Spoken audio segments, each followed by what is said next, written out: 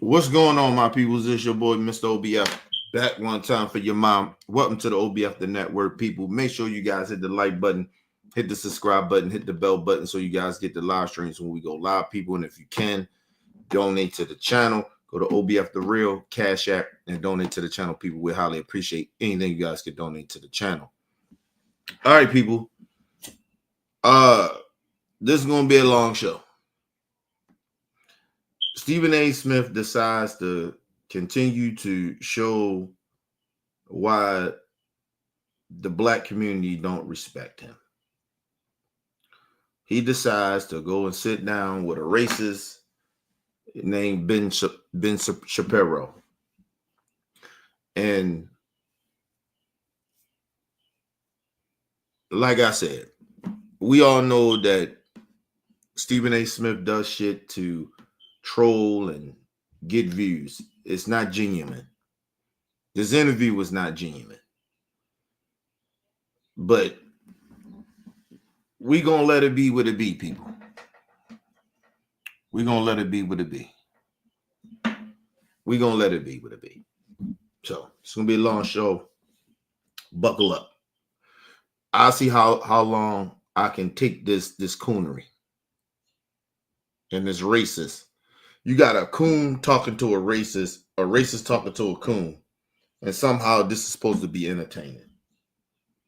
Morally, this is disturbing, but I don't see how it's entertaining. But anyway, let's get into it, people. Welcome to the special edition of the Stephen A. Smith Show, coming at you, as I love to do, usually 3 times a week at the very minimum, over the digital airways of YouTube and, of course, iHeartRadio. Want to thank all my followers and subscribers for continuing to show love for the show. Keep it coming, and I'm going to keep on coming. I wanted to transition on a show like today from the regular norm. There's not going to be a potpourri of topics. It's just a conversation with an individual by the name of Ben Shapiro. Now, I always tell people, Stephen A. Smith does this whole thing of trying to explain his coonery and his fuckery before he started doing coonery and fuckery shit. Believe it or not, for the people that don't think outside of the box or just think Stephen A. Smith is somewhat a decent human being, it's actually genius. It's actually a genius thing that he does to manipulate people. But I'm very highly intelligent, so I understand what he's doing. So he's just coon-splaining. That's what I call it, coon-splaining, to lead up to why he's getting ready to start cooning. But let's move on. Ben Shapiro is a guy that's been around for a while. He's established himself in the conservative community as one of the preeminent voices. He's beloved by a lot of conservatives, a lot of right-wingers.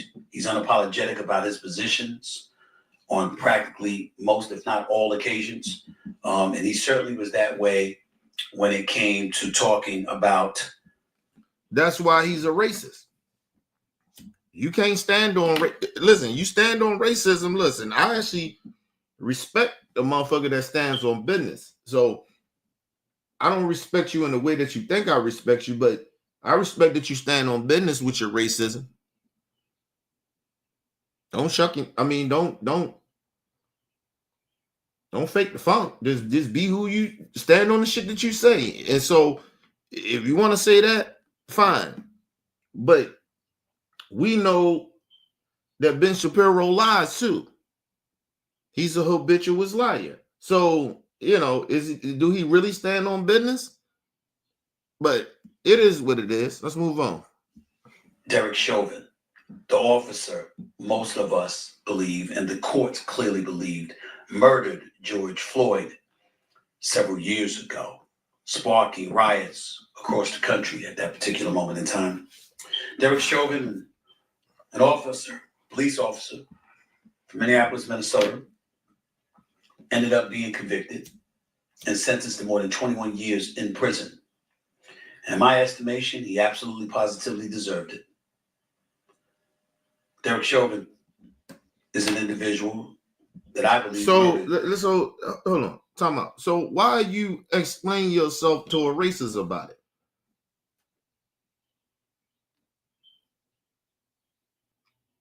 That's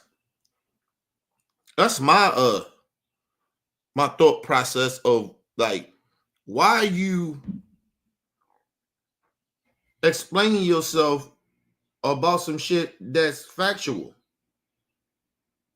This is not a difference of opinion of what happened to George Floyd. I don't give a listen. Anybody that comes out of their mouth and says that he deserved it or he didn't die from Derek Chauvin and the police officers and shit like that, I don't have to talk. I don't have to explain myself to you. So I don't even understand why Stephen A. Smith sitting down with this dude, having a conversation with him about some shit that's already factual.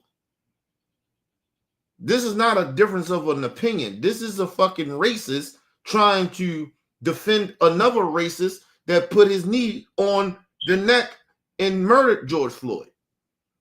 Mind you, people like, well, Kenny, how you gonna call him a racist? Listen, people, he has a record of doing this type of shit to black folks. This particular time, his luck ran out. He went, I guess it was his time to get caught. Or whatever, God plan, however you want to look at it. But he got caught. He actually fucked around and killed somebody. But he has done this shit before to other black people.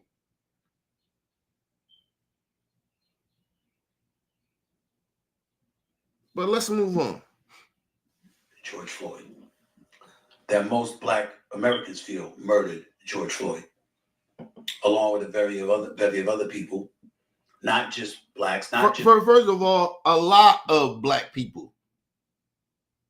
I don't know too many black people that didn't say that George Floyd didn't get murdered. Unless you bug dancing and cooning, then like a Candace Owens of the world, then okay. But that ain't no real high percentage of black people like that. But anyway, let's move on. Whites, but even people in the conservative communities, the Sean Hannitys of the world and others, proclaim the same thing. Ben Shapiro himself felt that way initially with what he had tweeted out. Upon further reflection, as the trial went on, as evidence came forward, he believed otherwise. And that's not what that is. Listen, people, if you watch the tape, all they did, well, the prosecution, all they did when they went to trial was basically show the tape. The autopsy. That's all they did. They didn't do any. Listen, people, it was nothing different in the trial that we didn't see or know. Nothing. It wasn't done different. So when Ben Shapiro seen it, just like the rest of us, of Derek Chauvin murdering George Floyd, and he agreed, you watched the trial, or knew anything, or read the transcript and everything. I did all that, right? Nothing was in that trial that was different for anybody to change their mind that Derek Chauvin murdered George Floyd. So I don't, listen, like I said, at this point, Now all you're doing two things. You're trying to troll black folks to start another riot, or you just being plain blatantly racist. Either way, pick your poison. So ain't nothing different than what he's seen in the trial. All the information and evidence that we seen and we knew was in the trial. The prosecution ain't do nothing special, nigga. The defense team ain't do nothing special to defend this motherfucker. Other than lie. Or try to make up, I ain't gonna say lie, but try to make up excuses for why he did what he did. Which is their job. And they lost. But anyway, let's move on. Was convicted and sent to prison. In the aftermath of that, Donald Trump, the 45th president of the United States, ultimately became the 47th president of the United States, winning his last election in November of 2024. Okay. And from that moment on, once he re-entered the White House on January 20th, 2025, Ben Shapiro has stated for the record that he believes Donald Trump should pardon Derek Chauvin. I took exception to that. I didn't know. Now, mind you, this is why it's the most weird shit ever.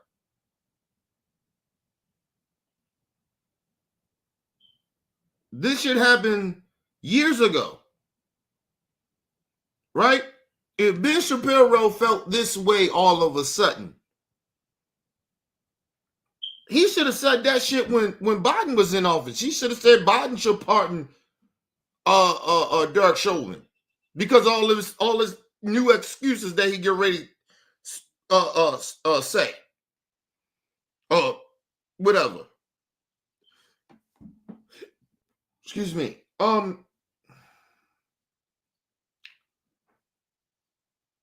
What's so annoying about this situation is that for some more rare reason, weird reason that Stephen A. Smith cannot see why this dude is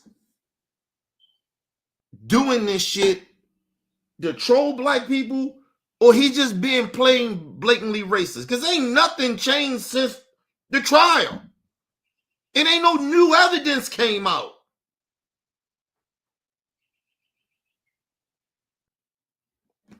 Let's move on, y'all. Let's move on, man. I get sick of people trying to manipulate and shit.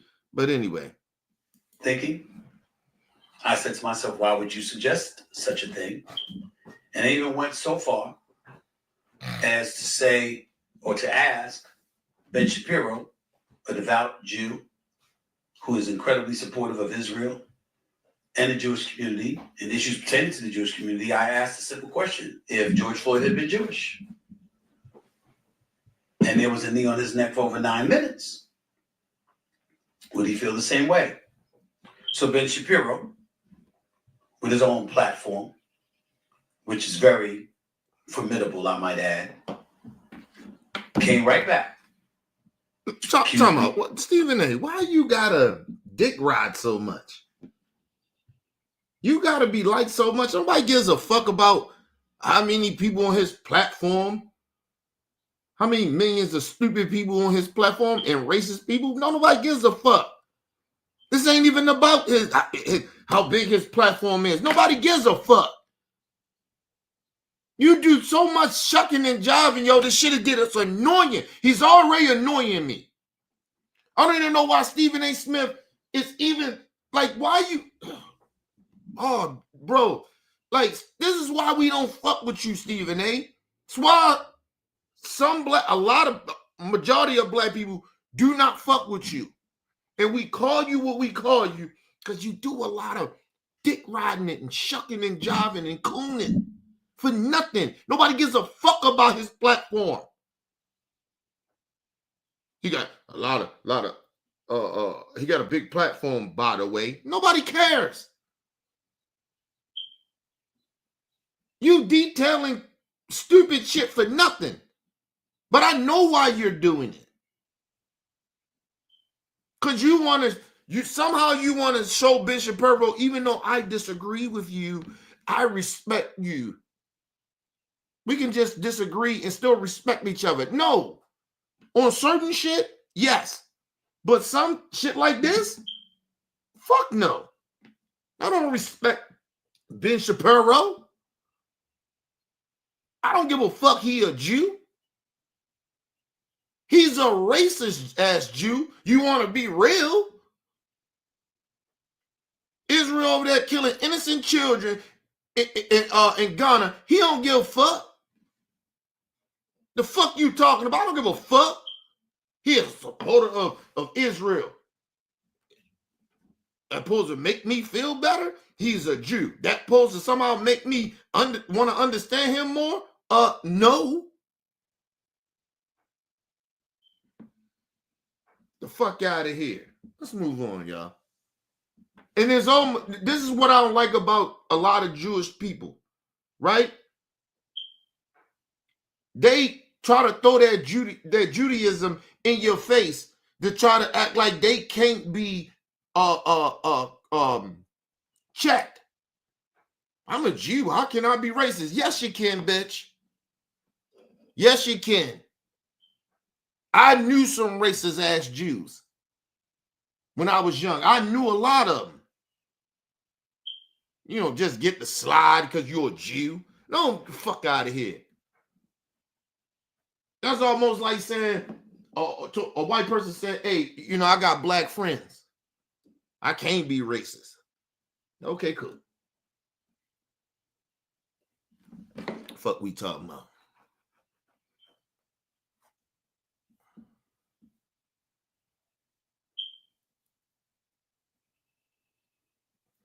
Shit. Shout out to Jordan.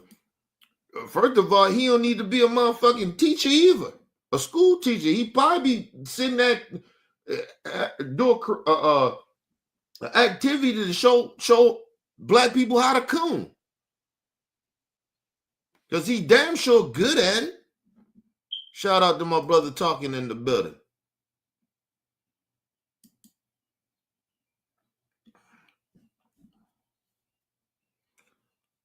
That motherfucker always doing something, man. That's what he do.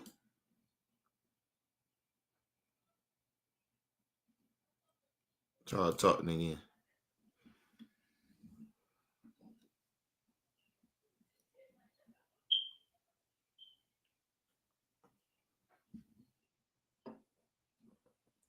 Yeah, that's the thing. These are the same people. These are the same people. Ben Shapiro said that black people don't deserve reparations. A Jew. And I'm supposed to somehow feel like we can connect in some type of way when you're a racist ass Jew? Because you're a Jew? First of all, you are a white European.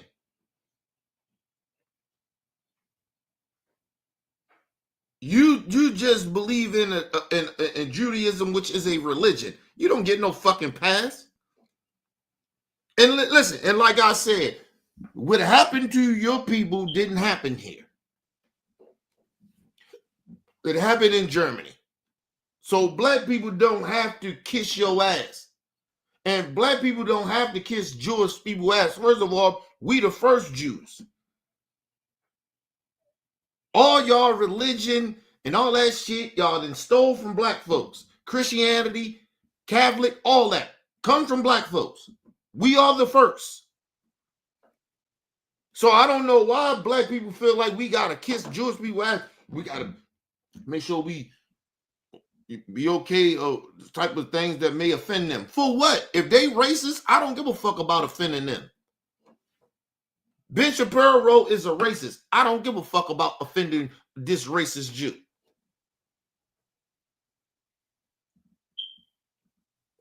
I'm sorry, this white European Jew that's a racist. Nigga, he would have probably been riding with Hitler, nigga. The fuck we talking about here? These are the same, listen, this is the same dudes that agree with white supremacists in this country, but he a Jew. What that means? That shit don't mean nothing. They hide behind, I told you, racist people in this country hide behind religion. I don't give a fuck he a Jew. I don't care. I don't give a fuck if you are a Christian, a Catholic, a Baptist. If you are a racist and a coon and a sellout, you're just what you are. You get this work. Oh, listen, fucking shucking and jiving. Shout out to Game in the building. What up, Game? Shout out to my brother Game in the building. Fucking bullshit, man. He essentially of race baiting. Says it's something that I do all the time, so he's got to turn down the volume every time I'm speaking. He said a lot of things about me. And you know the crazy shit about it? They are racist tropes that he just said. Ben Shapiro said about Stephen A. Smith. Not one thing, black people too loud. That means we too ghetto. You need to turn down the volume. We ain't got to turn down shit. But Stephen A. Smith okay with that. Called him a race baiter. Listen, people, I look at that shit when somebody white say that shit to me, or that ain't black say some shit like that to me or to my people. I look at you basically trying to call me a nigga. Like, that's how I take that. If the Jewish people can make up anti-Semitic shit that offends them, this shit offends me. You call black people race baiters, any black person a race baiter, then fuck it. You basically calling us a nigga. It's offensive.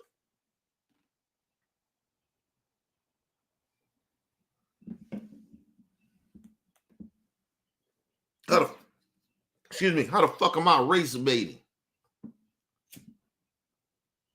If I'm talking about the truth or about the injustice that's happening to my people, how the fuck am I race baiting? And mind you, why are you so offended? If you ain't a fucking racist, you shouldn't be mad that I bring up race.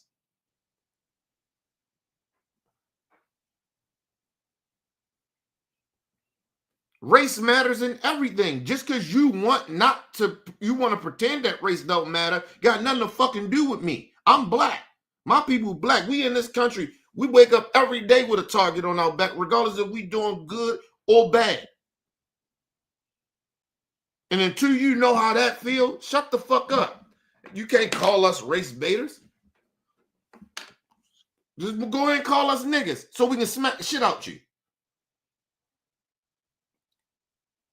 So you can probably lose your livelihood, don't have no job. I mean, you pick and choose your poison. Because either way, we don't give a fuck. We'll smack the shit out you, or we'll report your ass and make sure you lose your job, your livelihood. You think we give a fuck? Either way.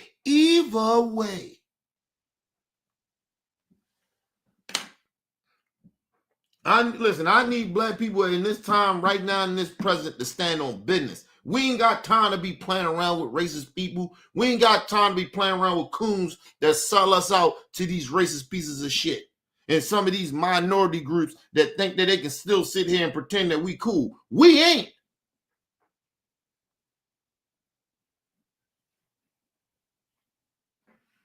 You're not our fucking friends. You're not our allies.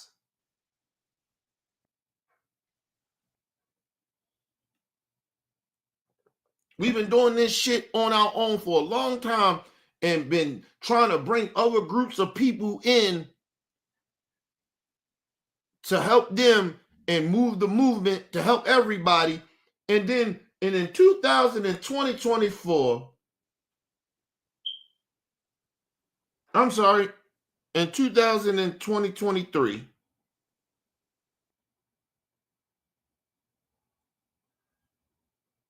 these motherfuckers decided to shit on black folks.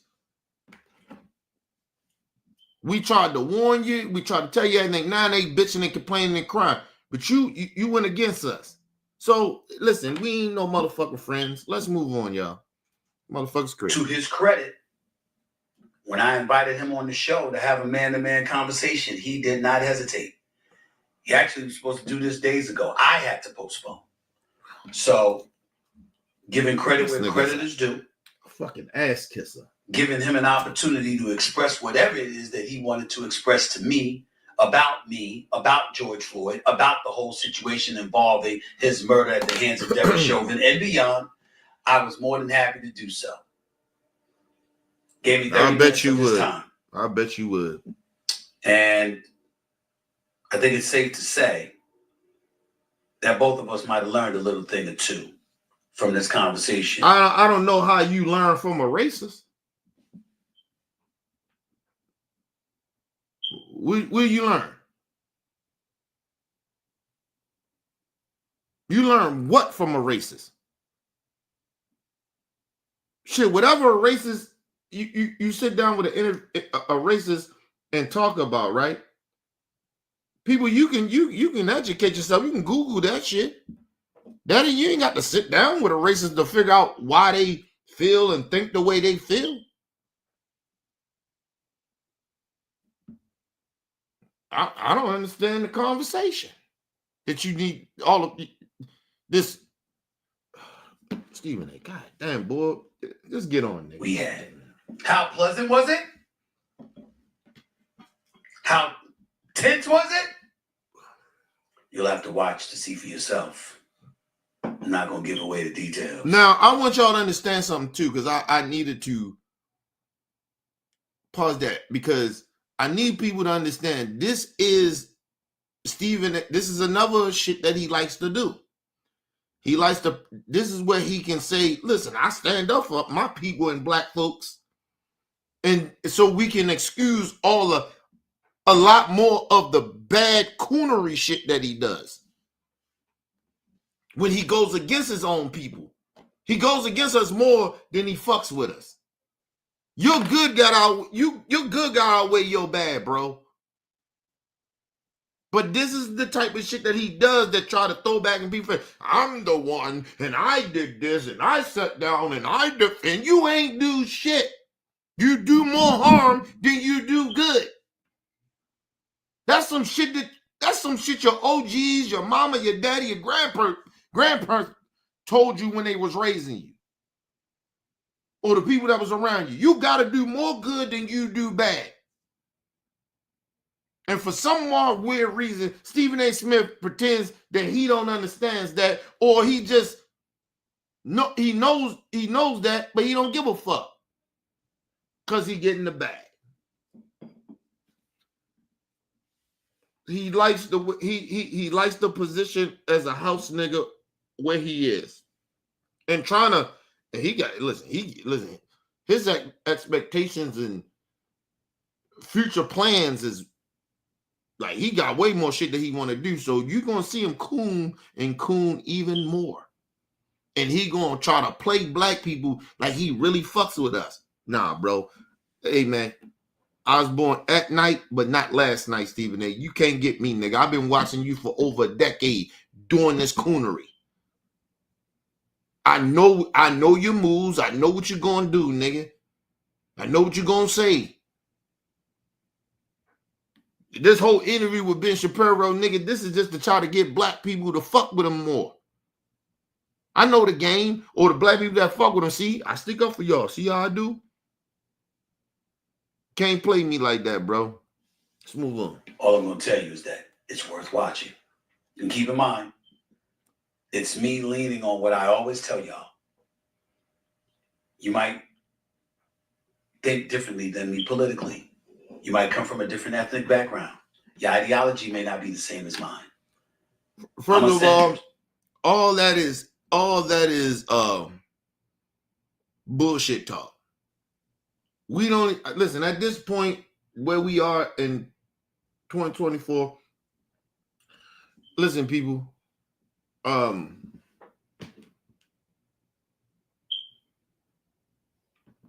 this point, it don't even fucking matter.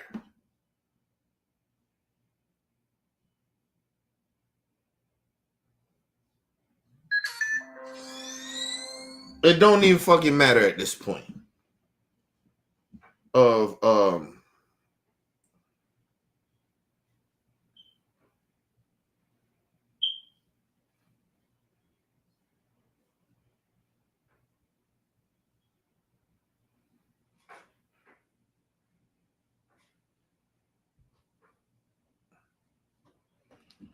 Fuck this job. Keep calling me. I don't give a fuck. I ain't working tomorrow. Tell me about the van. That ain't my problem. Motherfuckers, the van don't fucking charge. That ain't my motherfucking issue. Anyway, man. People. Anyway.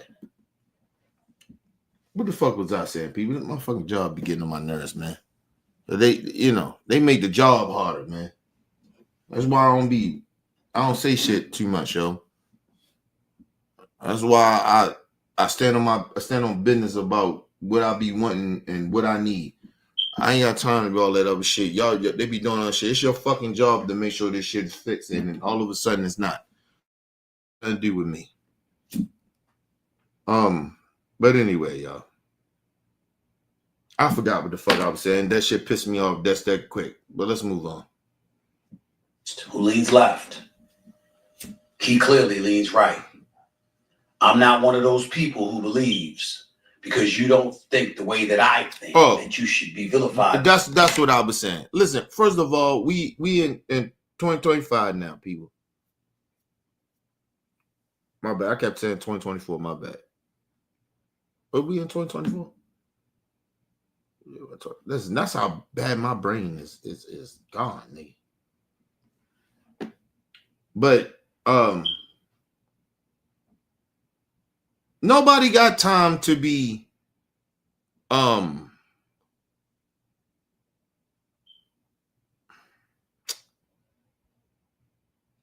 nobody, yeah, we can talk something. Nobody got no time to be sitting here. I had a long day, people, so I'm a little off. And I didn't sleep good last night. Like, I went to bed pretty early last night, but I didn't sleep long. I probably slept like 4 hours or some shit like that. And I was up since then. I think I was up since like fucking like 3 or 2 in the morning. It was something like that. But I went to sleep for like 4 hours or some shit like that. And I couldn't go back to sleep. But so I'm probably a little tired. That's probably what that is. That's probably why my brain is probably like, nah, I'm not on like I usually be. But yeah, like we in a certain time, bro. Nope. Listen, as black people, you rock with us or you don't. You offend us, then we offended. It ain't this more of this shit that it's something we gotta talk about. No, we offended. You can't just say shit and act like, oh, we don't supposed to be offended by some shit because you can explain your racism or your shit that offends us. I don't give a fuck. I don't even know why people, if you don't like black people, I don't even know why you act like and pretend that you like us. Or just be honest, you like certain black people. Because I wouldn't lie to you, I like certain white people. Because I like certain white people because certain white people ain't racist. At least I can be honest with it. I don't like racist white people. At least I can be honest about it. Don't sit there and pretend that you like black people. Like, let's move on, man. And excoriated and what have you. Just because you think differently than me doesn't mean I'm going to shut you down and I don't want to hear a damn word that you have to say. I'm not built like that. Well, I am.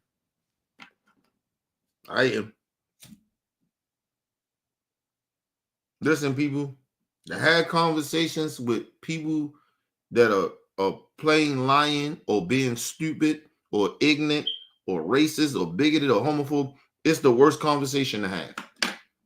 Because you're sitting there trying to explain some shit to people that already made their mind up of why they feel the way they feel.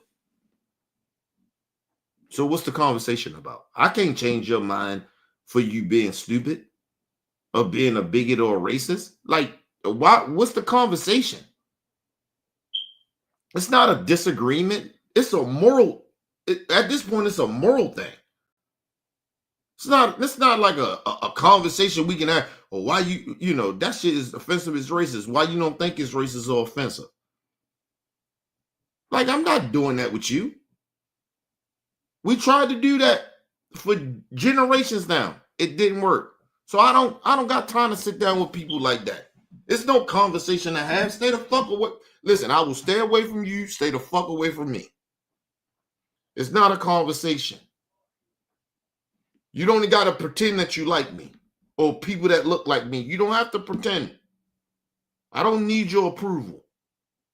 Now, Stephen A. Smith, Negroes like him, now they need your approval, but Negroes and black folks like us, we don't need your approval to be, or we don't need to be liked by you.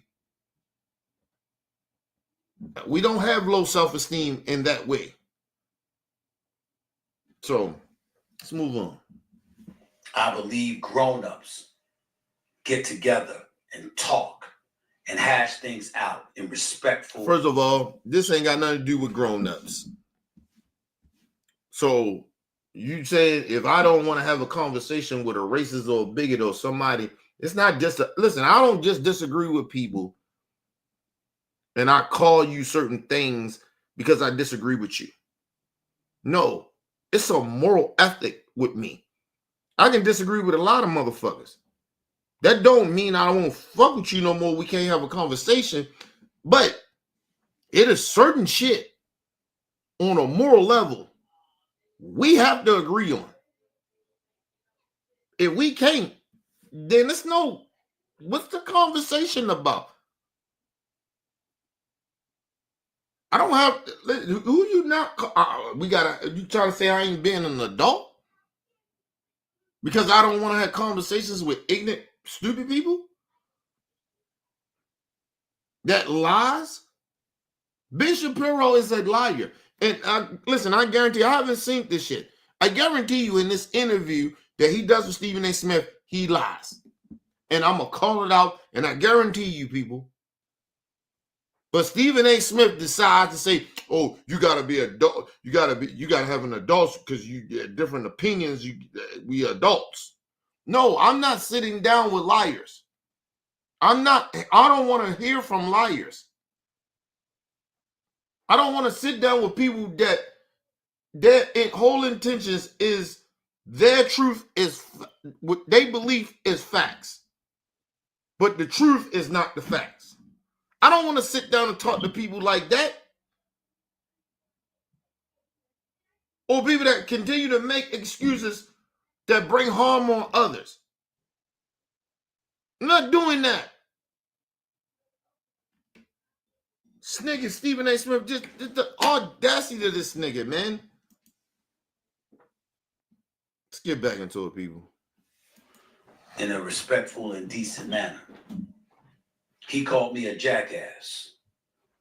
I don't know whether he's capable of doing what I just described myself as doing and being, but I'm about to find out.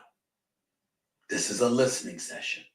Asking what I want to ask, but listening to his point of view and his perspective, and showing him the respect any decent human being deserves. That's what I'm going to do with Ben Shapiro up next. I do not believe this is a conversation you want to miss. More of the Stephen A. Smith Show in a minute, right after I pay these bills. Hi, everybody, listen up. With all the big-time sports action that's happening each and every day, the Stephen A. Smith Show wants to make sure you are taking advantage of it all. That's why we partnered with Prize Picks, the best place to win cash while watching sports. The app, Prize Picks. The invitation, as you know, is up. App and use code SAS to get $50 instantly after your first spot. For Derek Chauvin, the former police officer who killed George Floyd. Let's get into it. This is some bullshit. So we're going to get right into that. Let me say this. This nigga spent down there 6 minutes of cooning.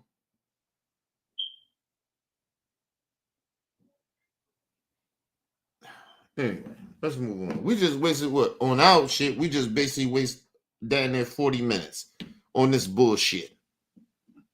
Of him sitting there cooning. Never mind, man. Let's just get on into it, people. Let's get on into it. It's about to start. Let's just get on to this bullshit. Mind you, I haven't seen this yet. So usually sometimes I see shit and I talk about it. A lot of times I just don't see this shit. And the reason a lot of times I don't like to see a lot of shit is because it helps my brain works. like far as like the shit that I know I researched, right? Or my far as the shit that I know, education, educating myself. It helps the brain work. You know what I mean? For me, it does. Every people are different. But for me, it helps my brain work. Because sometimes I don't like to see shit. You know what I mean? But it is what it is. And sometimes I can predict a lot of times what motherfuckers gonna do on some of these videos. Because it ain't hard to figure out who a person is when they keep showing you who they are over and over and over and over again. That's why Stephen A. Smith is easy work. But anyway, let's move on. Let's get right into it, people. Let's get down to what we really came here for. That holding this nigga that spent down there 6 minutes talking bullshit.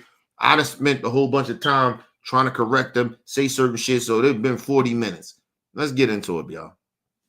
Welcome to the show, the one and only Mr. Ben Shapiro. Ben, how are you, sir? How's everything? Thank God, doing well, Stephen. How are you doing? Okay, I want to ask, and I asked this affectionately. I'm not trying to be insinuating. And listen, and let me say this: he called him Mr. Ben Shapiro, but he say, "How you doing, Steven?"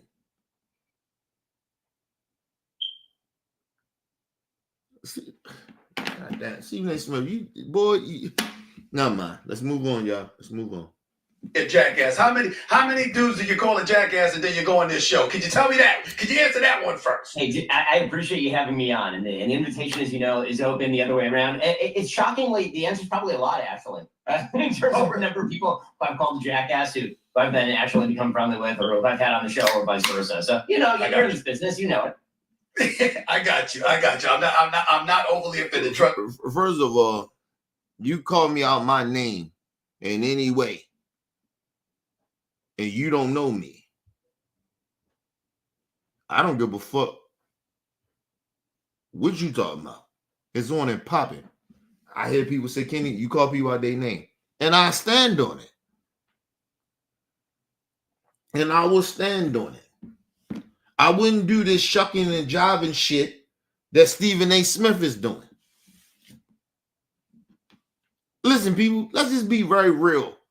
Ben Shapiro, you catch Ben Shapiro anyway, he talk all that shit he talk. You catch him straight up with some real black people and they about business. He probably pissing shit on himself. He probably do number 1 and number 2 on his side. He probably do number 3. 1 and 2 together. He ain't like that. Talk to Tug. Calling motherfuckers out their name like he like that.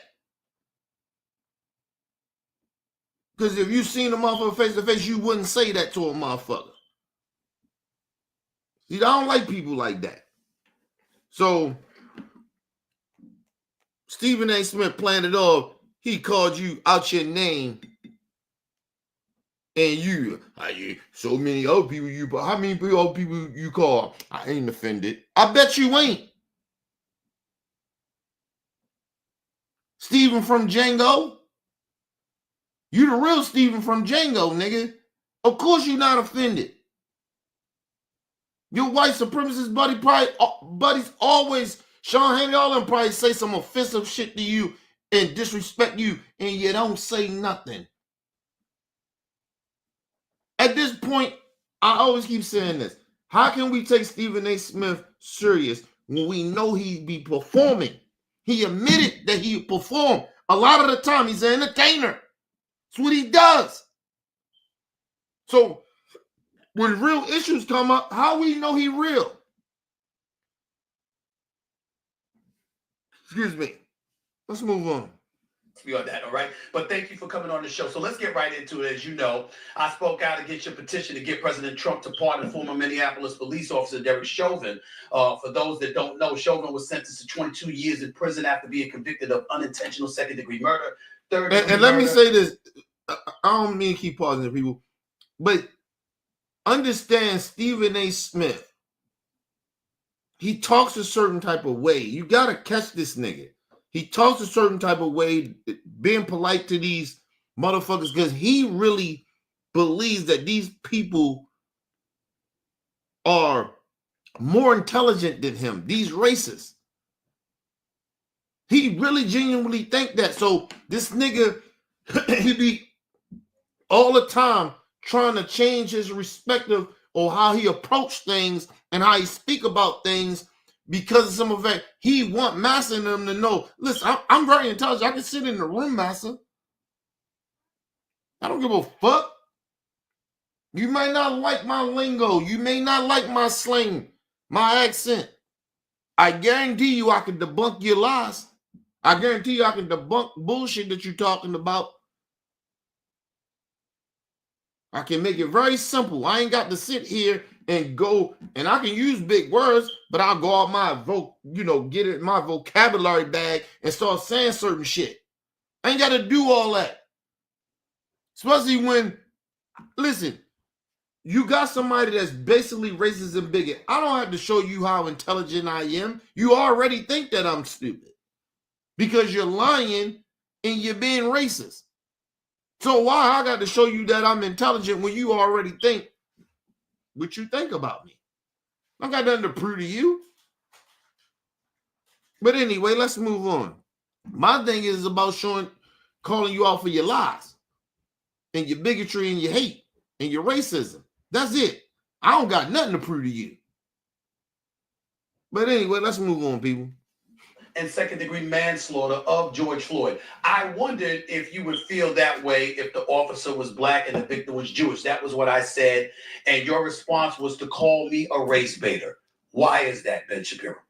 Well, to me, the entire case against Derek Chauvin was rooted in a sort of public racial essentialism that I thought was unnecessary to analyze the case. If I'm going to look at this case and just look at the facts of the case, the race of the person on the ground and the race of the officer are irrelevant, and we should treat it exactly the same, whether both people were black, both people are white, one person was Jewish, one person was not Jewish. Okay, fine, you racist, because that's what racists do. They like to explain why shit shouldn't be, why race shouldn't matter. Bullshit. Anyway, race matter in law, business, education, however you want to look at it. Race matters. You can pretend that. You say that you're a Jewish person. Why you keep saying that? So your religion don't matter? And a lot of shit? You piece of shit? Okay, now, he said all that bullshit. He said nothing, people. This was the same man that when he seen the video, like everybody else seen it, he said that man, Derek Chauvin, killed George Floyd. All evidence, we knew all evidence. All of a sudden, him and Kenneth Owens started going off on some bullshit. And they already said the shit was wrong.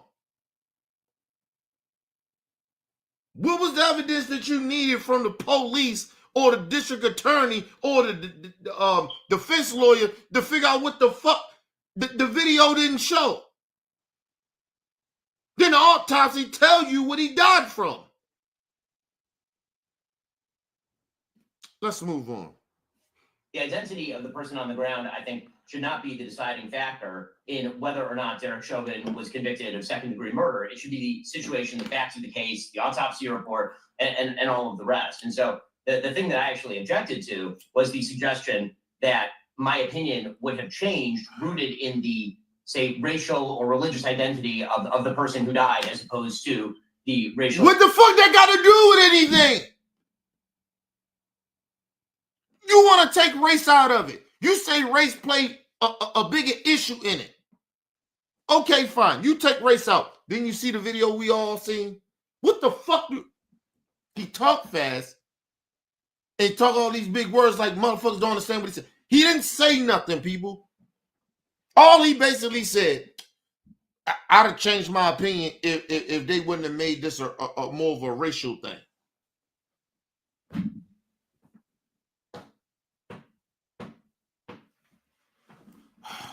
Let's move on, man. This is why I don't like. I wouldn't sit.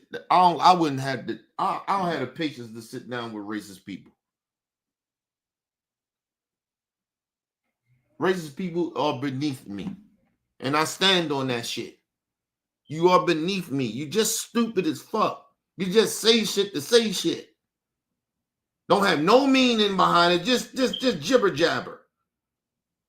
Talking all this shit. Ain't saying shit. I got exactly what you said. You mad because race people made it play race in this scenario. Okay. Did it change what you've seen or what he did?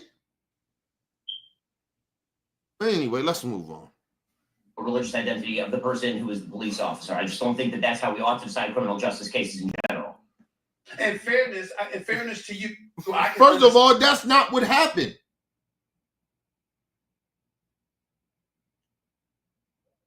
That ain't what happened. This listen, people.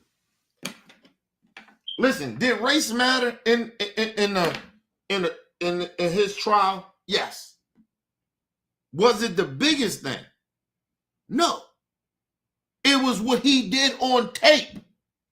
Ben Shapiro trying to throw race. They just do race. Calling people race baiters again. To defend his racism. Nothing changed on the tape, Ben Shapiro. Regardless if they race had it mattered. Shit, we done seen cases where race mattered and motherfuckers still got off for killing black folks. Unarmed black folks. What are you talking about? So race matters in a lot, every case. Everything in life, race matters. This whole notion that you want to live in this la-la land, we in 2025, nigga, we don't live in a country where racism is gone. Or race doesn't matter.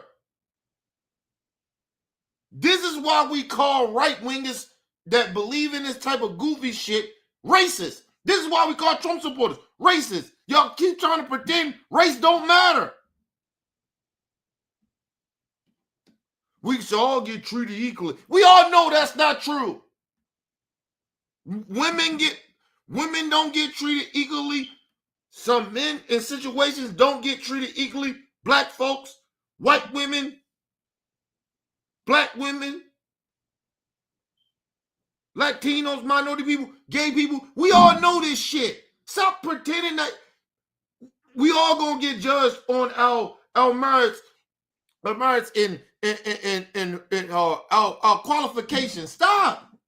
It's a lie. That is a conspiracy theory. And it's just a straight up blatant lie. Nobody gets treated all the time on who they genuinely are. If they good people or not. We all know that's bullshit. Stop the lying. Listen, we are continue to try to keep fighting for that to happen, but it's not true. That's something that a lot of people may want, but it ain't true. Shout out to Brother Bell in the building. What up, Brother Bell?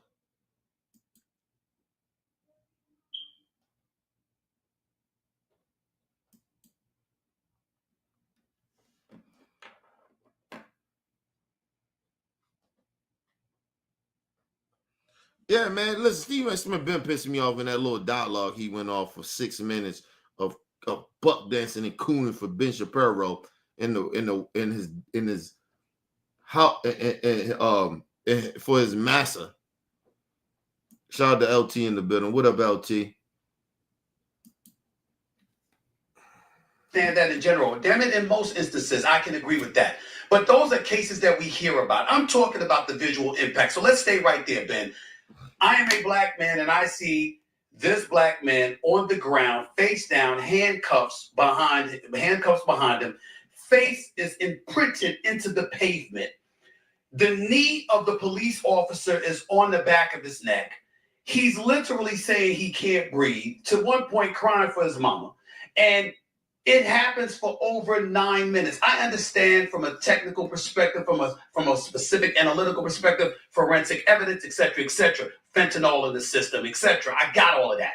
My point is, and my question to you at that time was, seeing that, how could you have? First of all, listen, people, you could be on. Let me ask you a question. What if somebody has a condition, a life-threatening condition, right? Because I told y'all, fentanyl is in damn near every pain pill that you know. Okay? That people take, especially when people are sick. Fentanyl is definitely in a lot of them pain pills for people that's sick or going through something or trying to, the doctors, they're trying to get rid of the pain. Fentanyl is all that. Now, imagine a person sick and Doug Chauvin would have did that to somebody that was sick, regardless of how they was sick. That played a part in why they passed away. But if you get on somebody's neck that somebody has a heart condition, has any type of illness that the shit can lead to death without oxygen flowing correctly, because oxygen barely flowing like that, and you do that to somebody like that, would you care about that they had drugs in their system or fentanyl in their system to relieve pain, or they had some type of heart condition? Would you care about that? Fuck no. You watched the tape, you seen the motherfucker take the life out of that person when they kept pleading with you. I can't breathe. Get off the motherfucker. You ever been in a fight where you choking the motherfucker, you beating the motherfucker up, you choking them, and they say, I can't breathe, let me go, let me go. If you don't let that motherfucker go, you gonna kill him. Ain't no faking that. When a motherfucker say they can't breathe, that's what they mean. And they the police. They should be very skeptical about if a motherfucker can breathe or not. He ain't a threat. He in handcuffs. I don't give a fuck. He was on fentanyl. He was doing fentanyl. Shit, fentanyl is in damn near every drug. It's in crack cocaine. It's in Tylenol. It's in painkillers. You name it. Fentanyl is in it. Read the Bible. Read the bottles, people. Read that shit. Read it. Some of the motherfuckers, the shit they got on the show, they don't even put fentanyl in it. Fentanyl is in everything.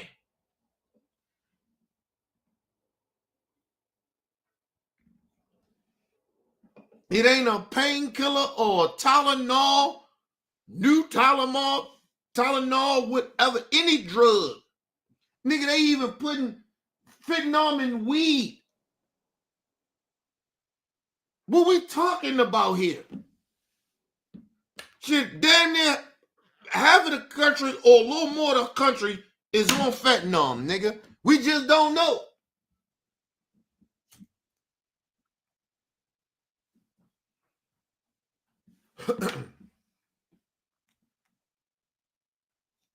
Y'all, you want to know something? You know why they tell y'all? They always say, they tell y'all not to drink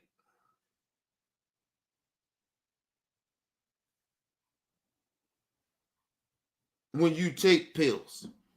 Why is that?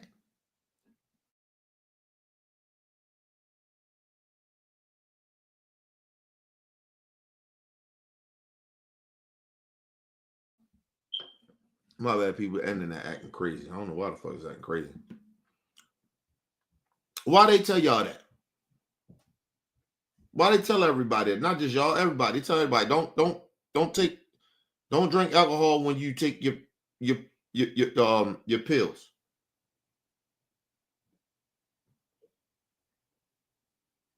They tell you don't drink alcohol just taking Tylenol. Why is that? Because it's fentanyl in it.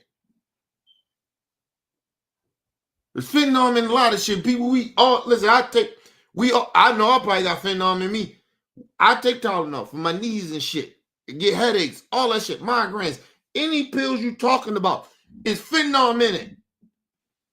Research this shit. You think I'm lying? Research. You can't make the excuse, oh, he's on fentanyl. Means nothing. You don't you don't cut off a person's oxygen by putting your knee on their neck for 7 to 8 minutes and think that they're going to survive. You can put the most healthiest person and you do that shit long enough and put all your weight on somebody's neck. You could kill him.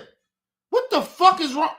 Never mind, bro. That's why I said, like, that's why I don't even like having conversations with stupid people. But I understand Ben Shapiro ain't never really been in no fight. He ain't like that.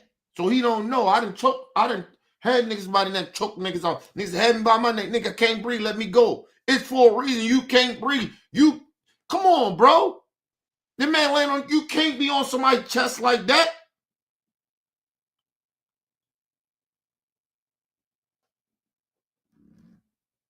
If you ever got choked out, or attempt to be choked out, people, you panic. So for this stupid motherfucker to sit here, man, let's move on, man. Let's move on, man. Another opinion. How could it be based on the preponderance of evidence that you threw into the fray in order to ask for this man to be pardoned? I'm just going by, like, there are certain things that you just see, and 1 + 1 = 2. So, I mean, Stephen, actually, if you go back to my tweets at the time, like May 30th and June 1st, if you look at my tweets, I'm saying the same kind of things you're saying right now. I'm saying the same kind of things at that time that everybody else is saying, seeing the tape, because there's no way to look at the tape. I saw that. And not be sort of shocked by what you're seeing on the tape, obviously. And then I think that the mark of a reasonable person is to change your opinion as the evidence changes. A lot of evidence emerged between the time that the tape was released, that horrible 9-minute tape, and the time the conviction actually happened. I mean, there's a full trial, there were autopsy reports, there was witness evidence, there were other people whose testimony was taken, there were multiple medical specialists who were called. And so in looking at all of that, that's the way we're supposed to adjudicate whether or not. This is why Stephen A. Smith should not be allowed to have conversations with these type of people, right? Ben Shapiro is still the same dude that sat out there and said COVID wasn't real. Now you believe in science? When people do, when them autopsy people do autopsy, nigga, that's science. That's medical people in their field that's qualified. But you had a problem with Dr. Fauci that been doing what he been doing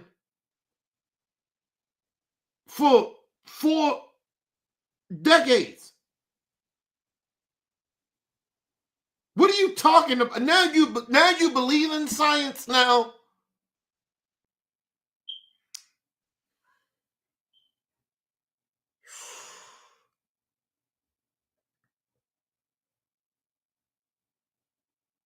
Hey, man.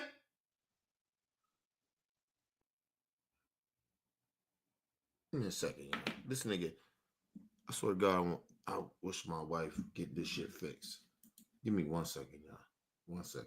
I swear to God, you better stop. Anyway. But now all of a sudden, Ben Shapiro believes in science. When the Derek Chauvin case happened, but when COVID was was killing people, over millions of people, telling people wear masks, he was out here telling Dr. Fauci, them people don't know what they talking about. Them scientists don't know what they talking about. He was the same person. Man, get the fuck out of here, man. These people pick and choose when they want to believe in science. It comes to a man's death.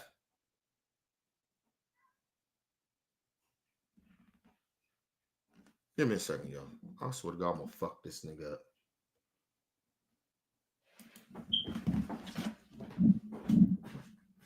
Hey, you little bitch. Out of here. Stop that shit. Little bitch.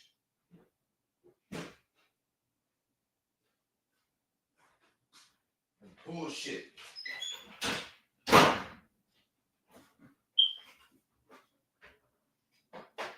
Scratching on our goddamn shit, poking holes through the goddamn shit. You just ate and you still crying and whining and shit. My bad, people. I'm sorry, man. This nigga be pissing me off, man. You doing dumb shit.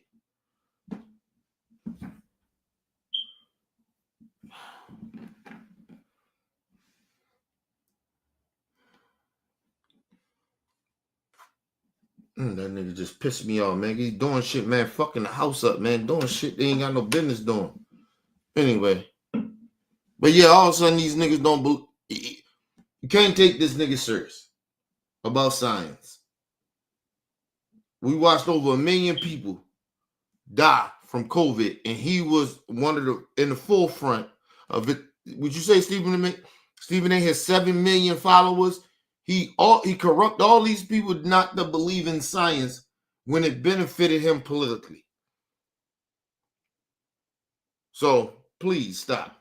Let's move on. Deserves to spend 22 years in prison, not based simply on our immediate gut response to the tape. And again, I had the same gut response to the tape that you did, and I think that everybody did. I think actually that tends to be the gut response of people when we see a lot of police activity. Actually, it turns out that police do a lot of things that look really rough on tape and really difficult on tape, and this was one of those things. And then as we later learned that, for example, the sort of tactic that Chauvin is using there was actually trained by the Minneapolis Police Department, right? Putting a submission technique that's used if you have a person who's resisting arrest, or if you learn during the course of the investigation that George Floyd was saying, I can't breathe, before he was even taken out of the car. He says, I can't breathe on the longer tape 6 times before he's even taken out of the car. And it's a very long interaction. Okay.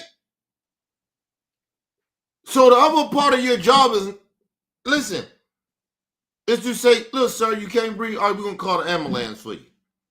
Did Doug Chauvin, anybody think of them doing that? That's a part of their job too. They don't supposed to let people sit there and complain about an issue. You don't know what somebody is having an anxiety attack. You don't know if somebody can breathe or not.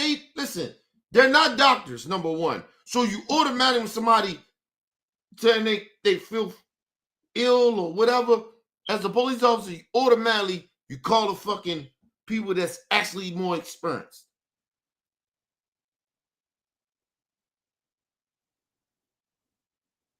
Like, what are you talking about? What the fuck they got to do with what he did?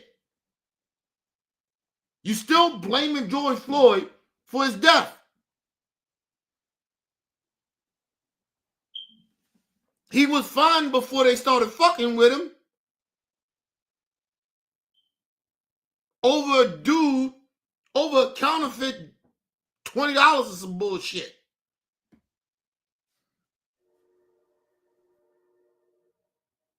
Instead of you walking up to the car saying, look, hey, you got the car? Can I talk to you for a second? Hey, look, the owner here said you gave him a counterfeit 20. Come on back in the store, let's talk about it.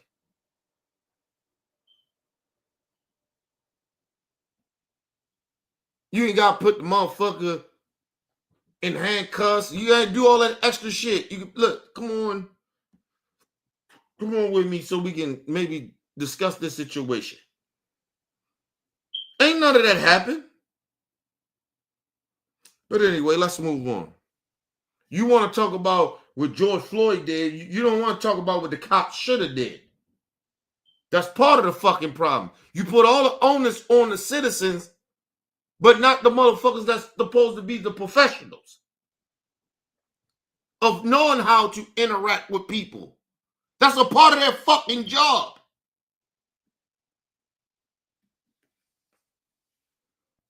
Police officers, before you get to that 9-minute tape, the part that we all saw, and there's a part of the story that you can't see on the tape, which is the reverse angle. You can't see that there's a big crowd that's shouting at Chauvin. Chauvin is responding to that crowd. One of the preliminaries to getting up off of Floyd that way is to call what's called a code 4, which is where it's an all clear, where you feel that the crowd is not a threat to you. In fact, even the EMTs who showed up to provide care for Floyd didn't call a code 4 when they arrived on scene because they thought that the crowd was too threatening. So once you take into account all of the facts. First of all, that's a lie.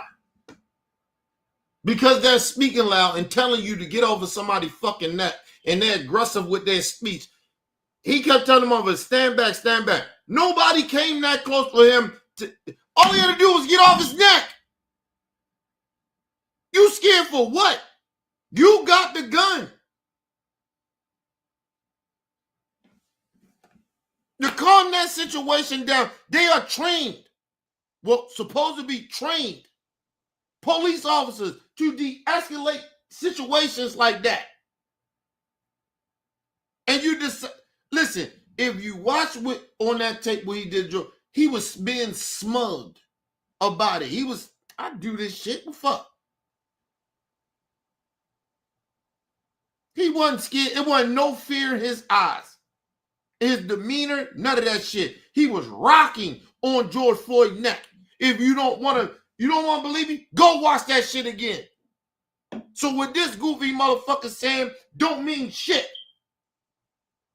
He trying to get motherfuckers not to believe what they seeing. I mean, what they seen. To fit his dumbass racist narrative.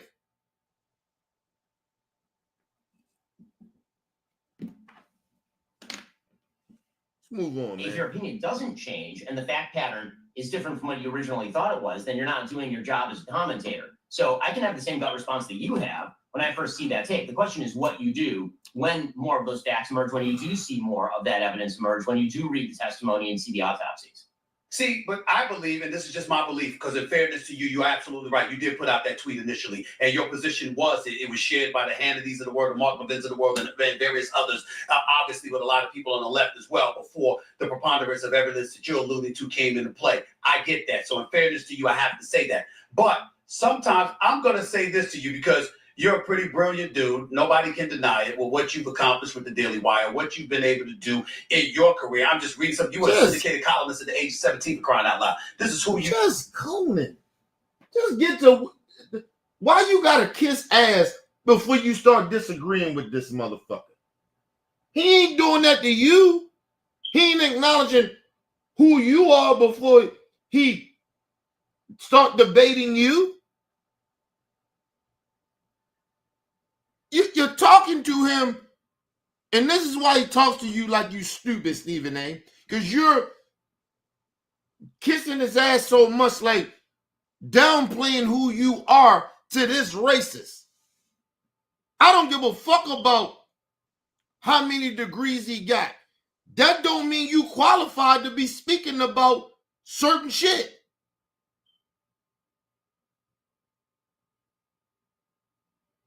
The fuck are we talking about here?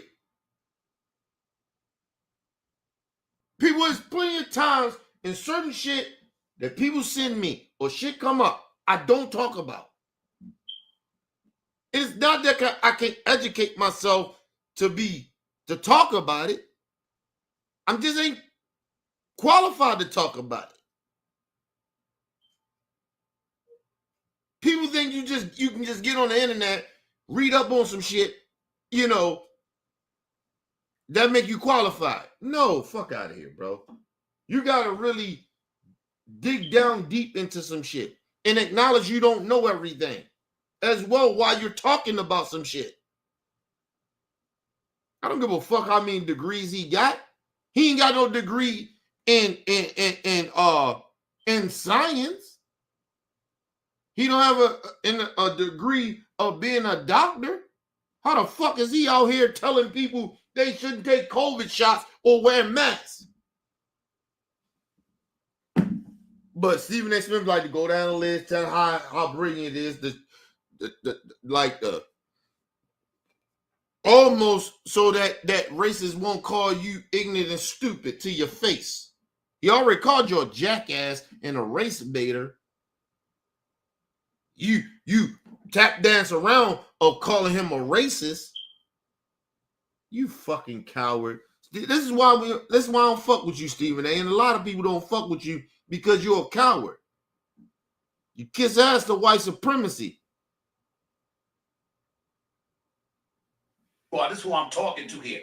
Is it possible that sometimes we could be so brilliant that our intellect gets in the way of common sense? For example, what I mean by that is this, Ben. It was a knee on his neck for 9.5 minutes. If that didn't happen, is he still alive? I'm not talking about today because anything could have happened to you. I'm just saying the fact that Derek Chauvin's knee was on his neck, that to me should speak for itself, because if the man is clamoring for you to get off the back of his neck while you got him handcuffed into the ground, okay, why is it wrong for us to stop there and say that was excessive on the part of the police officer because you had him contained, he wasn't a threat to you? What's wrong with that thinking? Okay, so there are a couple of things. And listen, let's just say this too. Derek Chauvin didn't get convicted of like first-degree murder or some shit. I think he got like convicted of like accidental murder or some shit with cruelty or something. But it wasn't like, they didn't say like he didn't get convicted of intentionally killing them. It was almost like he killed somebody being reckless.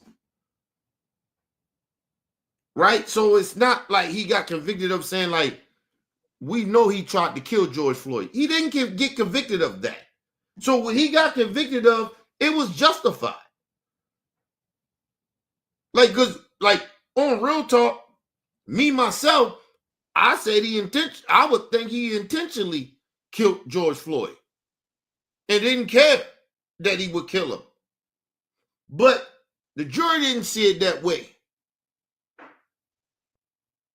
They said they don't think that he intentionally woke up that day saying he gonna kill George Floyd, or his behavior, how he was acting, was enough for them to say he intentionally tried to kill George Floyd. Plus, with the autopsy, with the fentanyl in his bloodstream and all that bullshit. So he didn't get convicted of intentionally killing George Floyd. He basically got convicted of murder of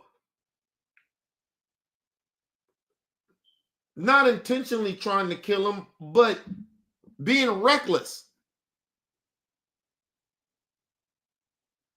That's why he ain't in jail for life.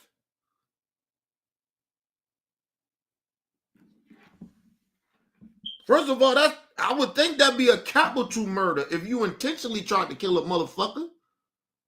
It wasn't enough evidence saying that he intentionally tried to kill him. Because a lot of the shit, even Derek Chauvin, past behaviors couldn't come into this case, which was fair in a way. But come on, bro. Let's move on. By the defense, and in fact, we were argued by the defense in this case. One of them, again, was that this was a trained technique by the Minneapolis Police Department to keep somebody in this position so long as you have not called a code 4, which is where you say there's an all clear, and now you can move the person who's on the ground into the ambulance, for example, if you've already called the ambulance, or back into the police vehicle. When it comes to the actual question as to causation of death, right, you have to be the proximate cause of the death. It's not just enough for it to be a contributing factor, because it turns out that increased stress. Honestly, first of all, shut your dumb ass up. The other part is, when the ambulance people got there, he should have got off his neck. He continued to stay on his neck. The man wasn't moving. And he continued to sit on it. Like Bishop Shapiro trying to get you to go, like act like you ain't see what you said. He wasn't moving. Listen, people, let me explain something to y'all. George Floyd didn't die at the hospital. He was already dead on the scene.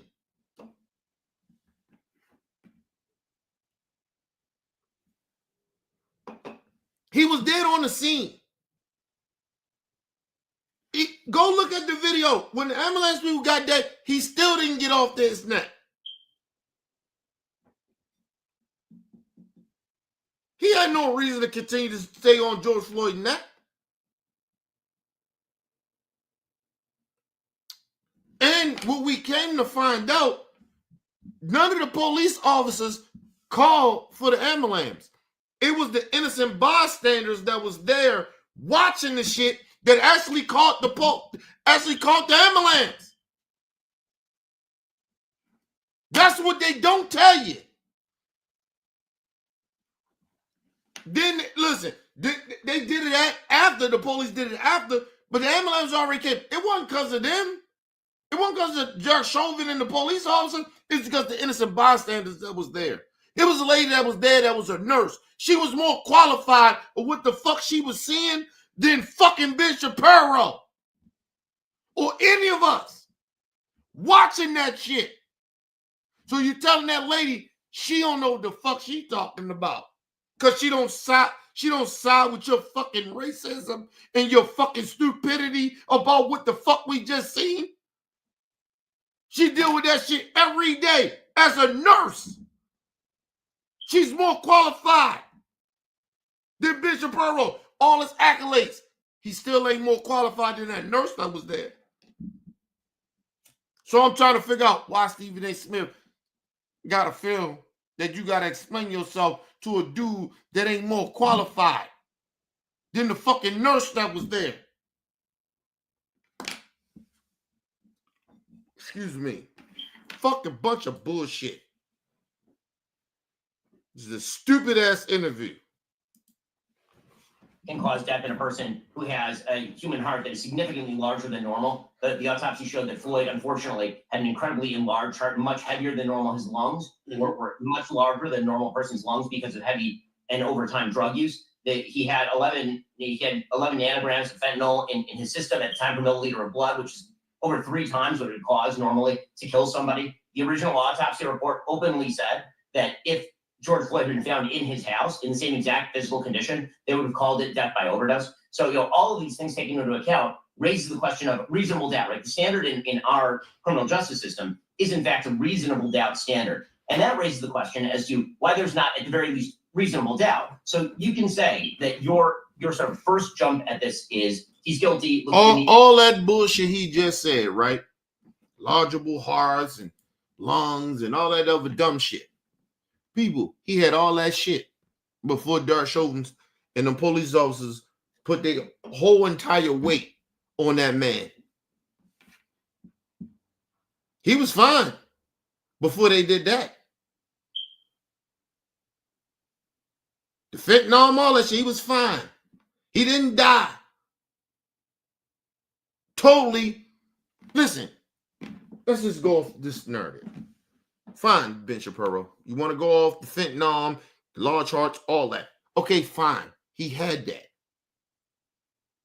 It was in the system. He had it. Had these things, large hearts, whatever. Fine.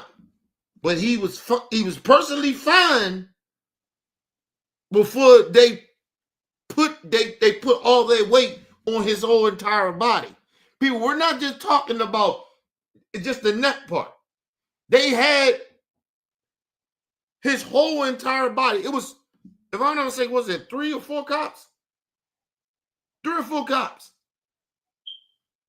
had their whole entire weight holding him down where he couldn't move. So you got what all the shit that Bishop Shapiro said, all cutting off oxygen, your anxiety going up. So that don't help. If you ever had anxiety before, people, You know what that shit can do? You can die from not calming the fuck down.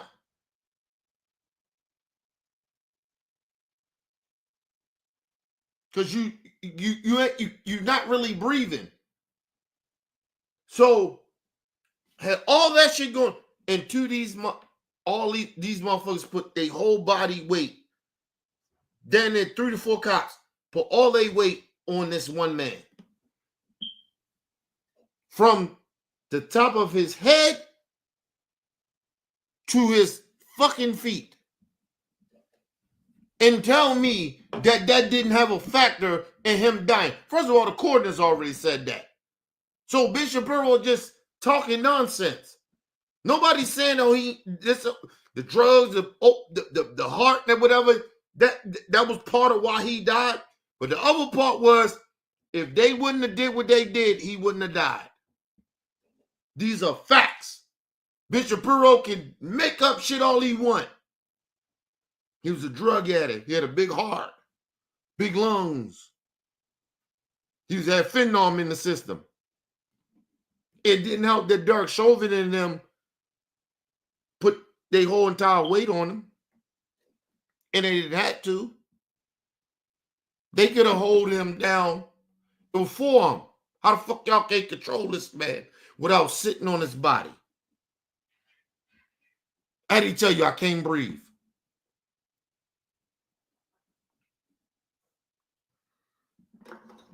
And let me say this once again. I don't give a fuck about cops being scared. I don't care. Now you should know how black people feel when we leave the house. We scared. We don't feel it. We scared we ain't gonna never come home. We got a whole bunch of shit get thrown at us, but mainly the police. Let's be real. That's how we feel. So you will think that you will have a better connection with black folks, but you'll rather torment our people.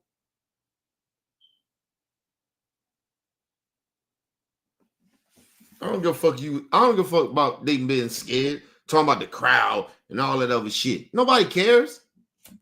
You're supposed to be trained for that. The problem is with law enforcement, they have lost their humanity. They only go by the book. There's no humanity there. It's not no judgment calls like, nah, we ain't gonna do that. Listen, I'm gonna just explain something to you. It ain't a job in the world where I'm gonna lose my humanity. I don't give a fuck how much money I'm getting paid or making. I'm not doing that shit. I'm not gonna lose my fucking humanity. Let's move on, y'all. On his neck, there's no damage to his neck tissue, by the way, in the autopsy report. You can say all of that, and you can say that that's a plausible explanation. I won't even make the case that that's not a plausible explanation. I'll make the case that a plausible explanation is not enough to convict a man in court, especially based on the surrounding circumstances, the amount of pressure that was brought. This was not a fair trial, is one of the points that I'm making. So when it comes to the actual trial itself, there were members of the jury who were at actual rallies wearing shirts that said "I can't breathe" before they were actually on the jury. There were members of the jury who have openly said, well, let me just say this too. If that's the case, then the defense did a horrible job. Right? Because they should have not have had them on the motherfucking bench. And listen, people, let me just say this. If that's the case, listen, first of all, Ben Shapiro is a liar, so I don't believe him. But let's just say it's true. That means the defense did a horrible job picking the jury. So how is it unfair? If you're going to blame somebody, blame the fucking defense lawyers. Why would you pick somebody that you know or allow somebody to be on a fucking jury that you knew that was at one of those rallies? Why? Huh? That shit don't even make any. That's why I said I believe he lying, but let's just say he ain't lying. Why are you blaming other people for this? That's his defense, people.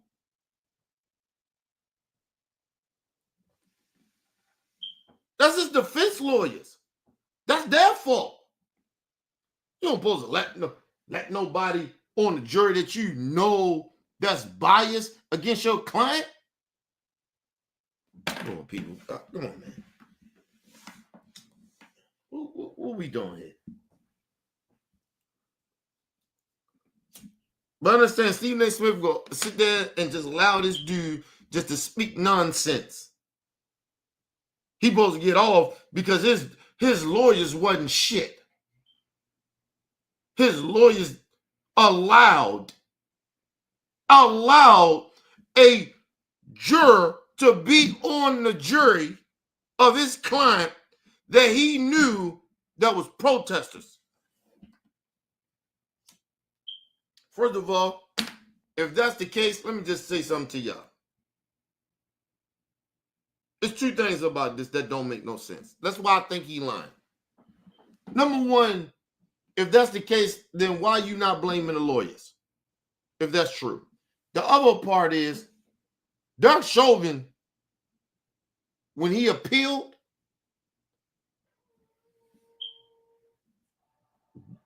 he'd have won it.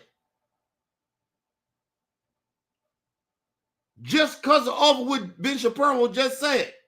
So tell me, you think he's telling the truth? You think Ben Shapiro is telling the truth? And if he is, come on, man. Let's move on, y'all. This shit don't even make any sense. They felt public pressure to convict in a particular way. The president of the United States, or one of the people who was running for president of the United States at the time, Joe Biden, was openly calling for his conviction. The Minneapolis city paid the family of George Floyd, I believe it was a $27 million payout in the middle of the trial. So all of this tends to go to, is that an impartial? That ain't nothing new. That ain't nothing new. That happens all the time, Ben Shapiro. What you talking about?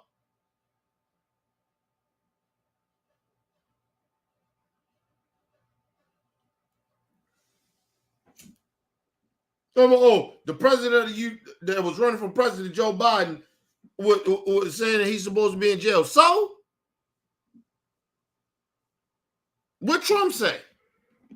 Can anybody remember what Trump said? I can't. I can't remember what Trump said. Actually, he was out that bitch trying to send a National Guard to brutalize peaceful protesters. Fuck are we talking about here? Bishop Pearl, please, nigga. Please, nigga. You biased right now when it comes to Trump. You gonna talk about somebody being biased. You don't see nothing wrong with Trump doing, but you're a Jew. This man is straight trying to be a dictator, and you're a Jew. You had no problem with it, huh? Okay, cool. Let's move on. Right? These all have serious consequences for the jury system. And so there's really a few separate questions. One is, was Chauvin responsible for Floyd's death? I think on that question, I would say no. You can say yes. I would say at the very least there's reasonable doubt. And then there's the First of all, nobody's saying 100% that he was convicted. He should have been just convicted because, well, it's 100% that saying he killed George Floyd. No, it was other things. Like you say, he brought in the heart conditions, fentanyl. Yeah, that mattered, but it did not help that what he did. Listen, it may be some black people out here that say Derek Chauvin intentionally tried to kill George Floyd. Watching that video, and I won't be mad at them. But it's some people like me will say, hey, the jury actually got it right. We don't know if he intentionally tried to kill him. We can look at the video and assume that that's what he was trying to do. But we don't know that.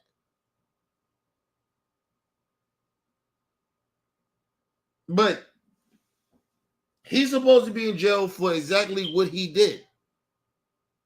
My brother talking in the chat said the nigga, he got a second degree manslaughter. I mean, second degree murder, more like manslaughter. So he didn't they didn't see it as intentionally. But they couldn't deny of that he was reckless.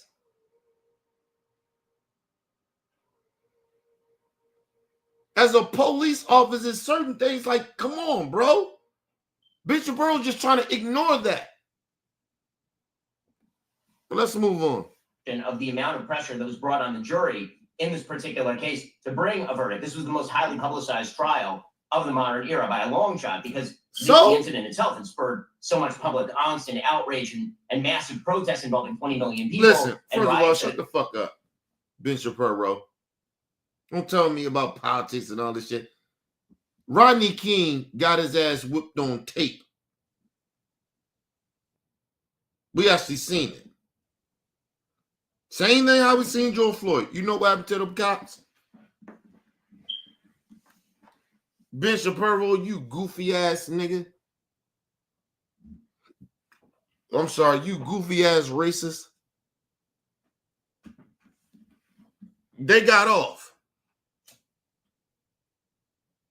They got off. We watched Rodney King, God rest his soul. We watched Rodney King get his ass whipped on tape in the 90s. What happened? Bishop Earl? Huh? Did the law get it wrong then, or they got it right? Nigga, make your mind up.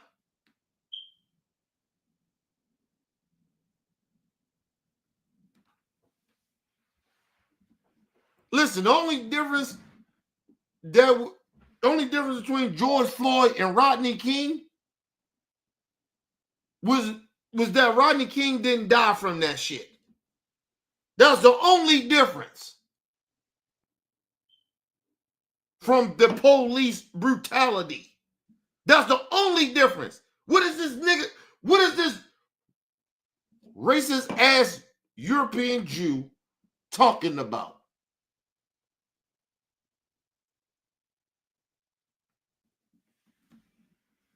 They didn't go to jail, and they beat the shit out of Rodney King. We seen it.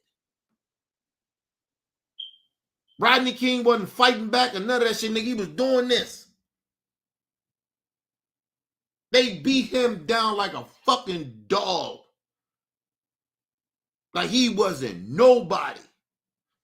And you got a nerve in 2025 to sit here on that bullshit and tell us we didn't see what we seen what Derek Chauvin did to motherfucking George Floyd.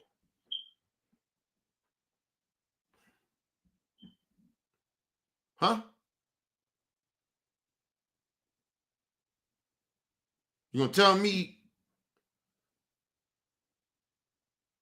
the law got it right when they didn't convict them cops for down there beating the dog shit out of motherfucker?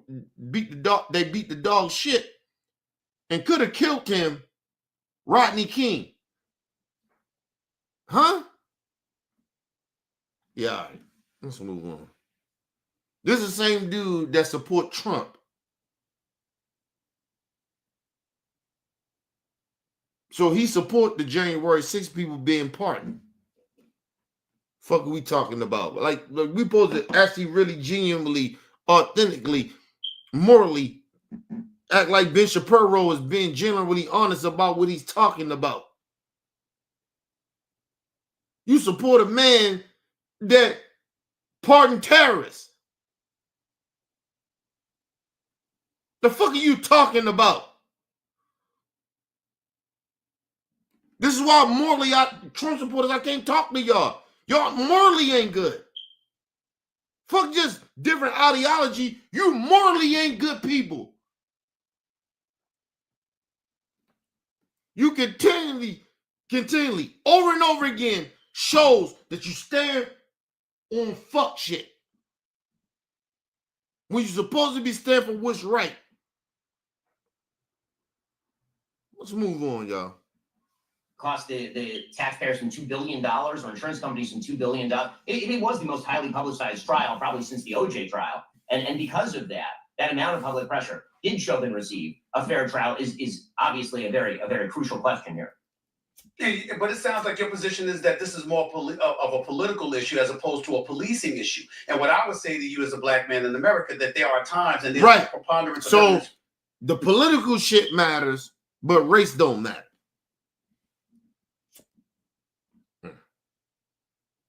Okay. For as long as I knew, since I could comprehend, race always mattered. It didn't matter if it was a Democrat or a Republican in office. Race mattered. This motherfucker, all of it, he on political shit.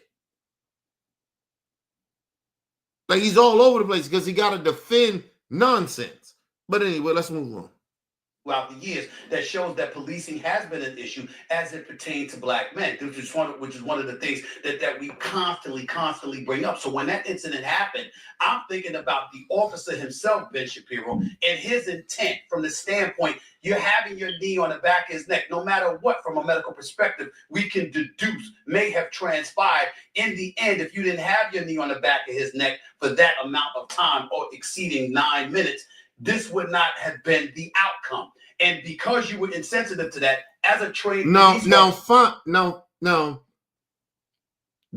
is facts. Joe Floyd was fine.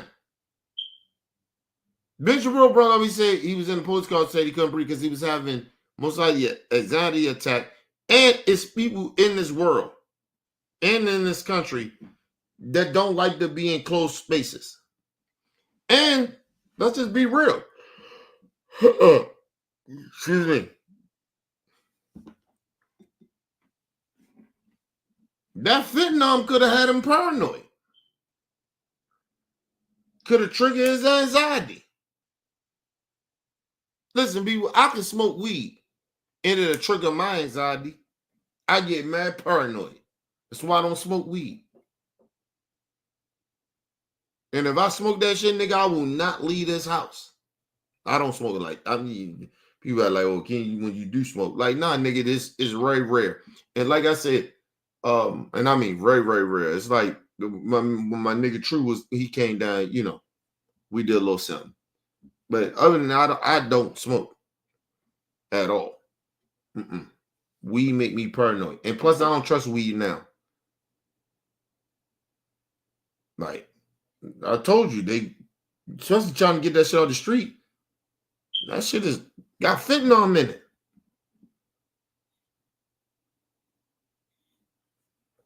Imagine back in the day, you remember they used to call that shit, damn, what they used to call that shit back in the day? They used to call that shit the decal, right? But it was mixed with like coke and weed or some shit, right? Back in the day, right? That's what this shit is now. And you could get that shit. It'd be here and there. You could get that shit. That's some shit that people would do to mix it. But now, niggas mixing fentanyl with that shit, and they not getting the fuck about it. You ain't asking for it. So I don't fuck with that shit. I can't fuck around. I can't smoke weed. So that's definitely not off the street. I ain't smoking nothing off the street. Ain't no. These niggas out here. I don't even know why niggas is cutting that shit, cutting weed and mixing that shit with fucking fentanyl. That shit is crazy. Niggas want to die. Like, that shit crazy. Niggas want to die, or you trying to kill niggas.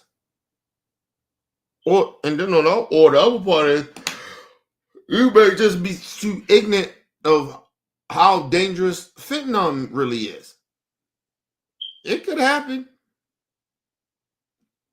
But anyway, let's move on. Who should know better, there should be a level of culpability that comes in your direction. So when somebody looks at you, I look at, and this way I want it to go as well. I'm looking at a Ben Shapiro, and this is what I meant when I asked the question about you being, about if George Floyd was a Jewish person. I owe you an explanation for that. So I want to give it to you right now. You are known as a proud Jewish individual, incredibly supportive of the Jewish community, being amongst them, Israel, other things. And I was bringing this up because I said, and that's why I say this to people like Stephen A. It should be offensive, or any black person. It should be offensive when ain't nobody black calling you a race baiter. Because when them Jewish people get on their high horses, a lot of them, not all of them, but a lot of them, they get on their high horses, tell you what's anti-Semitic, what's offensive to them. You got to get on board. And if you don't, you anti-Semitic. But when black people tell you what's offensive, we feel as racist, we race baiting. So now, you Jewish motherfuckers, Kanye West or whoever do some shit you don't like. Nigga, I'm at a certain point, I'm just gonna say, you race baiting? You don't like stereotypes? Neither do we. Because now, that race baiting shit, you're starting to stereotype black folks. So I look at that.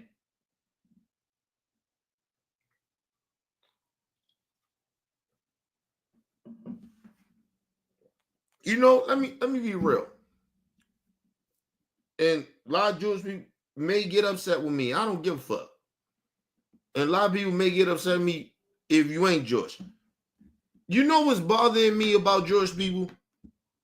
You come over here and you try to tell us how to act. But we wasn't the ones, and I'm talking about black folks, we wasn't the ones that oppressed you. But you side with our oppressors, though. That's the number one thing. Then number two, you don't give black people the credit, because a lot of y'all go against black people getting reparations. Y'all got reparations from America, from black folks. You got reparations before black people got reparations, and we didn't do the shit that Hitler did to your people. But you don't want to help black people fight to get reparations for what these racists did in this country. You'll rather side with them.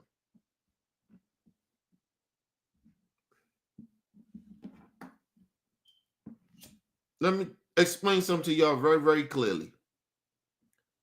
A lot of those, and I'm not trying to disrespect, a lot of their Jewish ancestors that was in the Holocaust, a lot of them probably was racist too against black folks. I'm just trying to be real with y'all.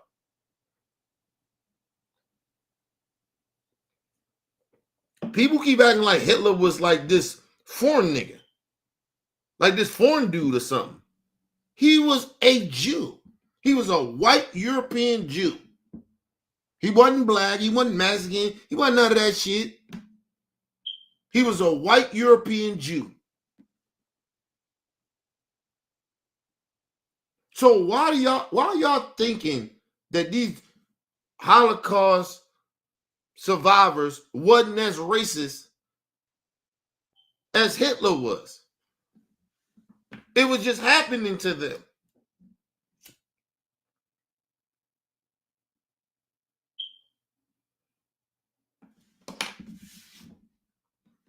But y'all got to be real about that shit. Do your homework. See, this whole notion we got to kiss ass to the Jewish community. For what? They don't show us the same love. You get a lot of them don't even speak up for us about when we talk about reparations, or you get some of them come out to go against us getting reparations, but they got reparations in this country before we did. And ain't nobody in this country did what they did to them or their ancestors in Germany. Nobody. Black people were still segregated. Less than a human. Treated that way. And we still went over that bitch. Our ancestors still went over that bitch and helped y'all get free. Y'all ancestors. But y'all can't ride with us? Fuck that, man. Fuck that.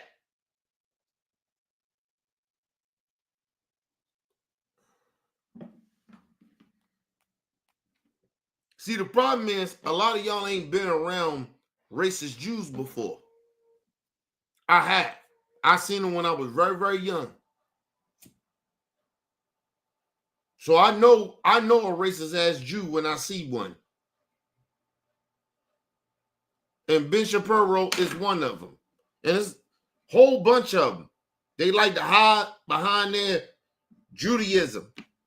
Yeah, all right. I'm hip to that game.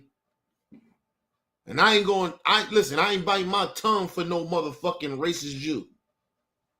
You don't get to do that to me. Ask all the Jews. Listen, we need to do a poll. Ask all the Jews, supposed to be Jews, is they gonna side with black people getting reparations? See, I guarantee you it's a statistic that they ain't gonna ride with us. We don't deserve it. We ain't slaves no more.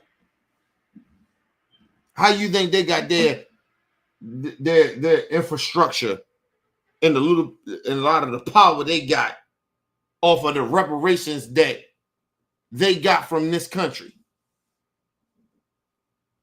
When black people were still being segregated and seen less as a human being. But they got reparations.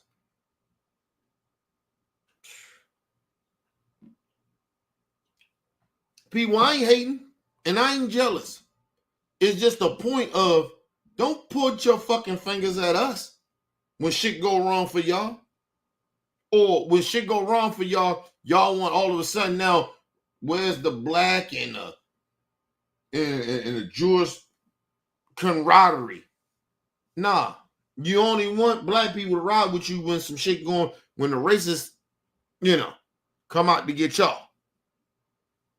But when the racists do shit to us, you ain't there, you ain't really riding with us. We done seen it through the history of this country. Don't pretend that. Well, we had a couple of Jews. Okay, cool. That's a bias. Like I told you, they still white Europeans. Y'all just keep getting caught up in this fucking bullshit of these motherfuckers are Jews. They a lot of them using religion as a weapon.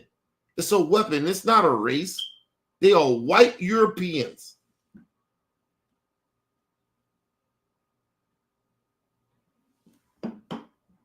I guarantee you, if you look at their ancestry, the motherfuckers probably come from motherfucking Canada, motherfucking some of them might be Italian. Trying to tell y'all.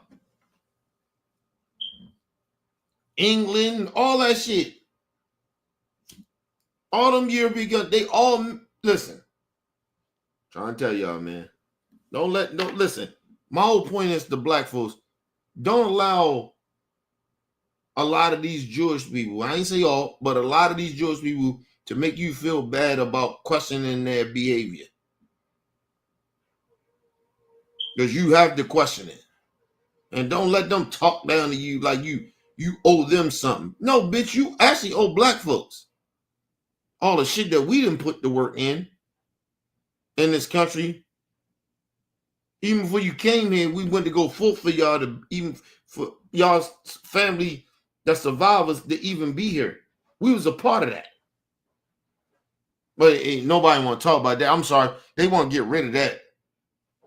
In the history books, they want to get rid of it in America. Where black people, we wasn't heroes. We wasn't a part of them. We just, who the fuck was we?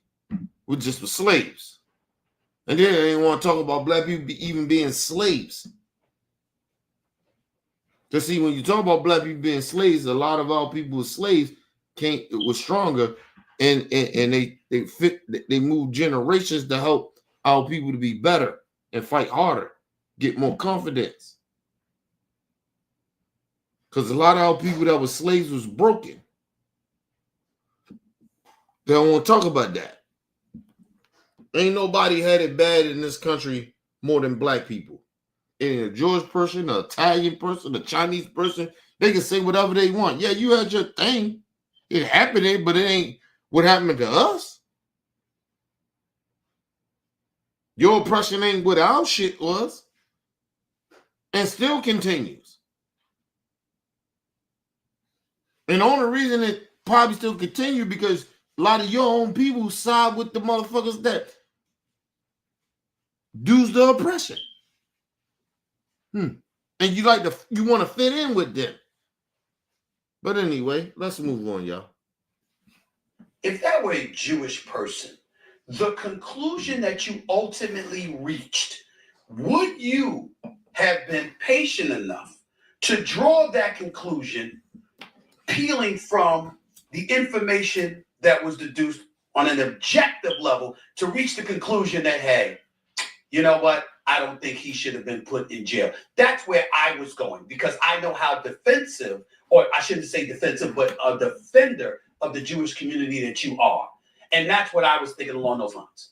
Well, I mean, but I certainly hope so because I can name you a dozen Jewish criminals who absolutely deserve to be in jail, right? And Jeffrey Epstein was a Jew. No, I'm just talking about that kind of incident. Hell, right? I mean, I think that I'm just talking about that kind of incident. And my point is that whenever, I'm also a lawyer, right? I mean, my identity as a Jew does not mean I have solidarity with a criminal who happens to be a Jew or a person who's in a controversial law enforcement confrontation who happens to be a Jew. I mean, my job is to literally remove myself from it. And I think also that, as those original tweets show, I don't think that you have to have racial solidarity with a person in order to feel empathy for that person. First of all, you are and this is bullshit.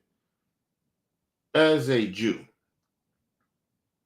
you will not take a client as a defense lawyer if a white supremacist, or just say a black person, say they hate Jewish people, you will not defend them by law in this country. You wouldn't do it. On some moral shit, you wouldn't do it.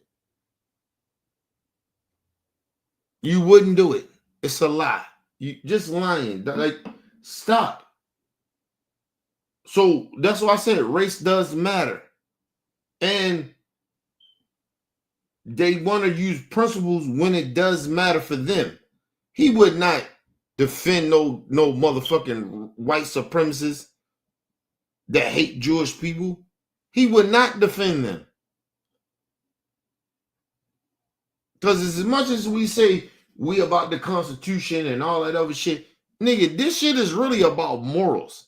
Even the Constitution in somewhat of type of way, which I believe is the most flawedest fucking Constitution in the world. That's why it's so easy for Trump to break the Constitution. Because the shit it's been flawed. And I told y'all it would take a motherfucker like Trump that is a racist to break the Constitution. And he broke that bitch.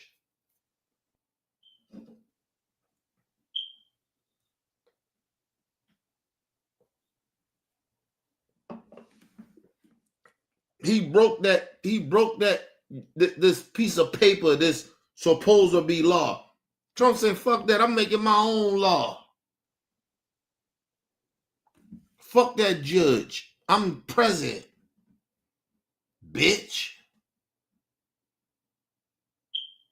All Trump people, they on that right now. They all on that. Nigga, they don't give a fuck about no laws. They don't give a fuck about no Constitution. They don't give a fuck about none of that shit. Because you know why? Because the Constitution was already a flawed shit. How you gonna build a Constitution without the people that you enslaved? Oh, I'm sorry, you did. Actually, we were just slaves. We was lesser than a human. So you don't think hundreds of years ago that a motherfucker people can figure out how to use the Constitution against the people? When you use the Constitution to oppress a whole nother race of people and enslave them. Like, that's why I don't understand why people glorify America. Black people talking about democracy. What democracy? We ain't never been no democracy, nigga. 14th Amendment. Nigga, listen, all these racist ass motherfuckers in Congress gotta do is pass a law and say they want to bring slavery back. They got the control of doing that. And you stupid ass, coon ass Negroes, or the Negroes that didn't vote, with all the hard work our ancestors put in, and you niggas didn't go and vote. You ain't got like everything Kamala's, but she ain't him or Joe Biden. She ain't these motherfuckers. That administration wasn't them. And you didn't see that. You didn't get that. But like I told you, it's a lot of misinformed, uneducated people in this country. It just is what it is. They don't educate themselves. And then they sit there and now everybody like, shit ain't going right. Yeah, Trump tripping. He ain't tripping. He doing exactly what the Constitution is allowing him to do. That so-called Constitution, it can be broken. And Trump is breaking that bitch. He breaking that bitch. And the Republican Trump supporters, whoever in Congress, they're breaking that bitch. I told you Republicans been racist. Everybody, look, you can't call all Republicans racist. All the conservatives, they're racist. Listen, people.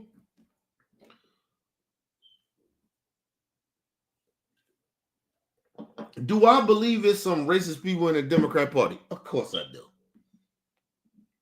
But when you see the party, you see all the minorities there. Look at which party, which one is racist? What party is more racist? The motherfuckers that got all the minorities, all the gays and the transgenders, and they got everybody in the party. Everybody that's different. That ain't the same. You got one party like that, and you got another party where them niggas, them motherfuckers that are different, right? Different skin complexion.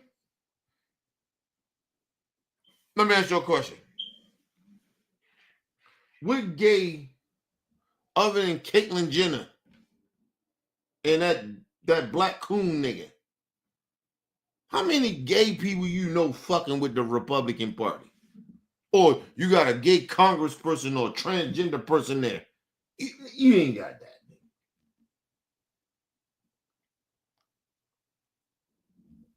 How many black people you made got on the Republican Party? What, maybe 5? In the whole Congress? Maybe 5, maybe 10? I'll give you 10. Come on, man. I tried to tell you about the Republican Party. They didn't grow, nigga. They've been plotting. They've been lying and scheming to get this opportunity. Mitch McConnell, he can retire now. And then talking about, oh, Mitch McConnell was gone. He's scared of Trump. No, nigga, he got what he wanted. Mitch McConnell been a fucking white supremacist from the beginning. Oh, he got a Chinese wife. What that means? If you know anything about Chinese women, they more submissive than white women. The fuck are you talking about?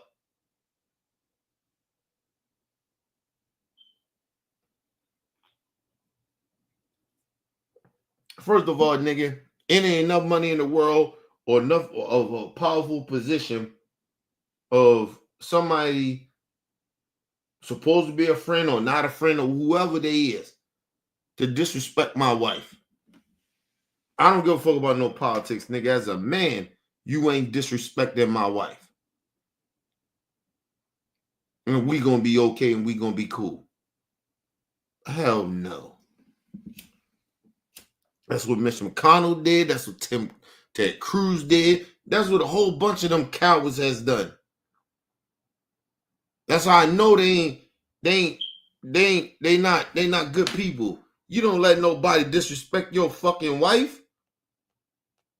Nigga, that's supposed to be your better half. Listen, then it kind of makes sense because the party is a male chauvinist party. So they don't really think highly they eat women. So you don't think they, like, at the end of the day, you really think they think highly of they spouse? So it kind of makes sense. But like I said, motherfuckers like me that got morals, listen, Trump had to see me, nigga. And if I seen him in person, nigga, we'll fight. Fuck a debate.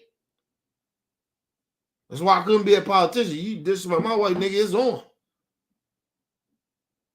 See, you gotta understand, my it ain't just my wife. I got kids. I got a kid. People got kids. And your kids is watching another man disrespect their mama. And then you get up there and you kiss ass and do all that bullshit that Ted Cruz and a lot of them did with Trump just to get some power.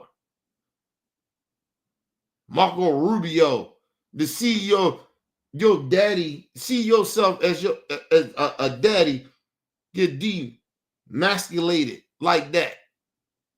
Man, no, fuck all that.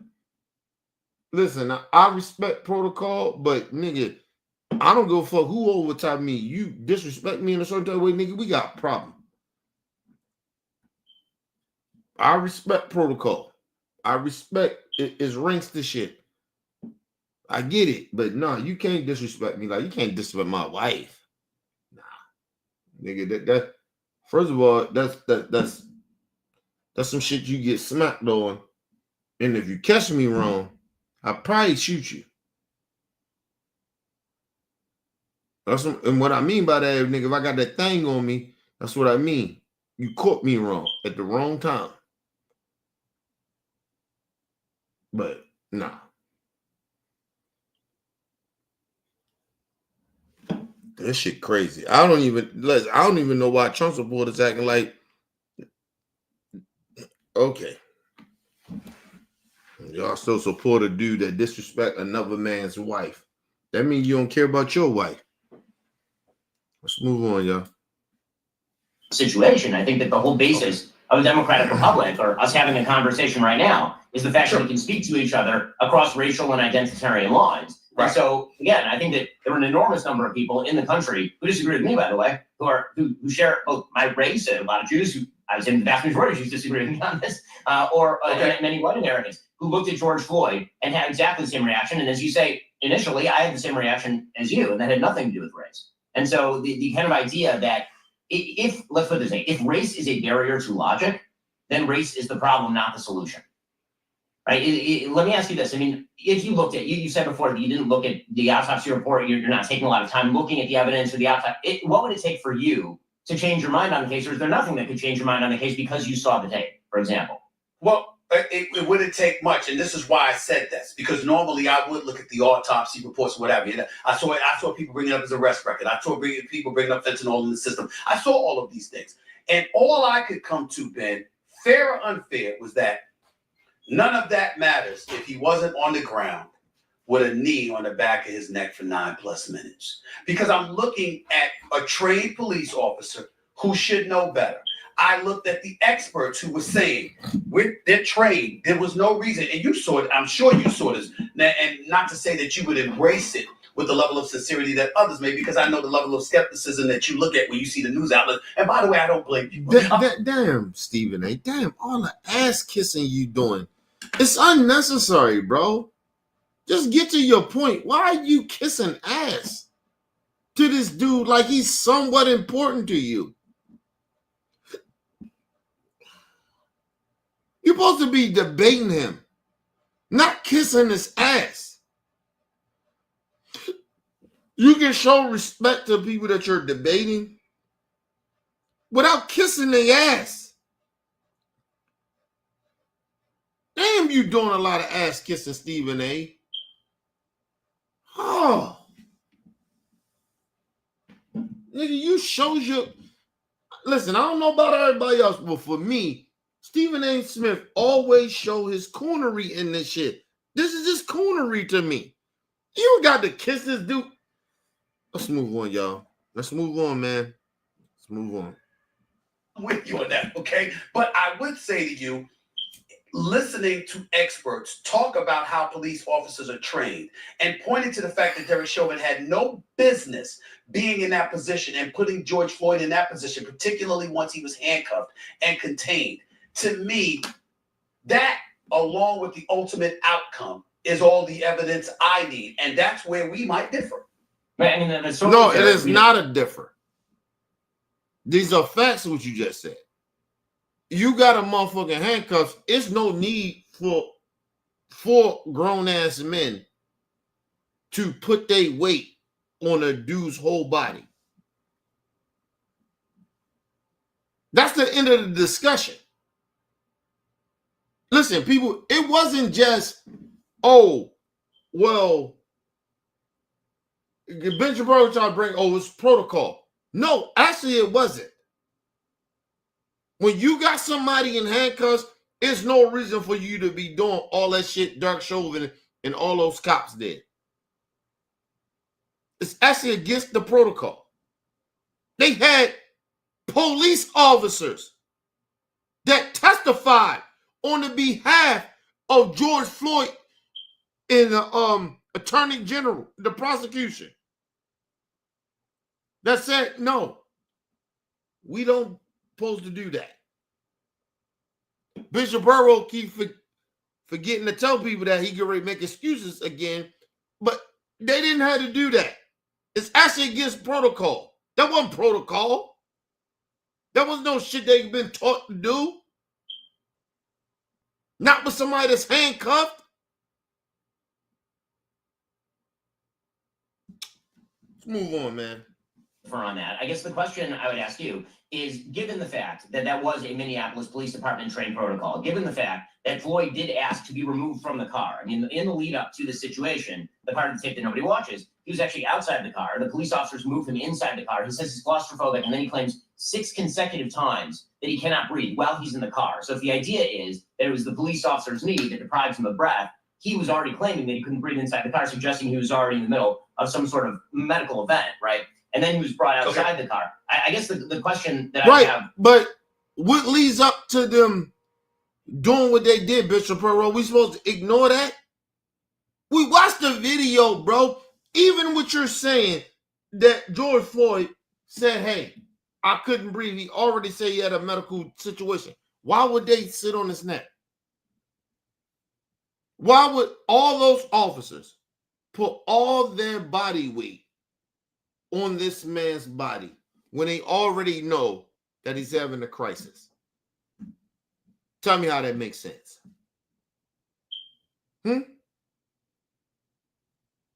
Oh, I'm sorry. You probably make the excuse, oh, they they not trained professionals in medical shit. Okay, then. So why are you pretending that you are?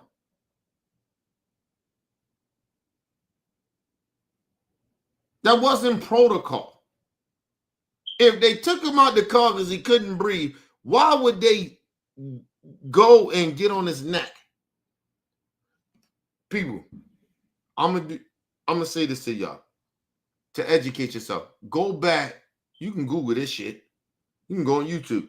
Go back and look at the George Floyd tape and listen. And mind you, hear what Ben Shapiro, his excuses he making, and go back and look at that goddamn tape and tell me what he's saying that actually makes sense.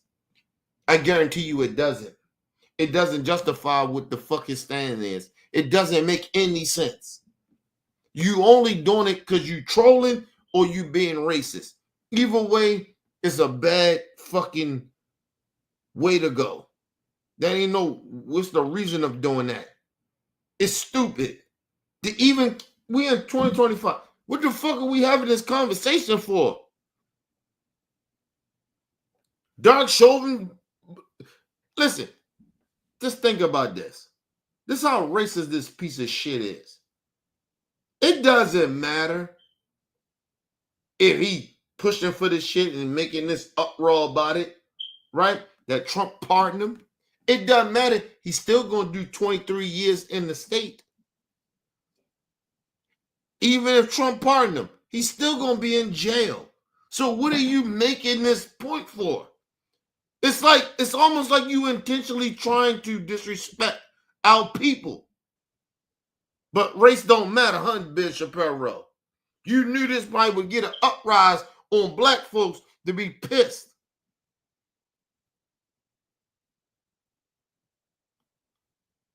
You know, even if Trump pardoned him, he's still going to be in jail. Or maybe you don't know because you stupid. You fucking idiot. Let's move on, y'all.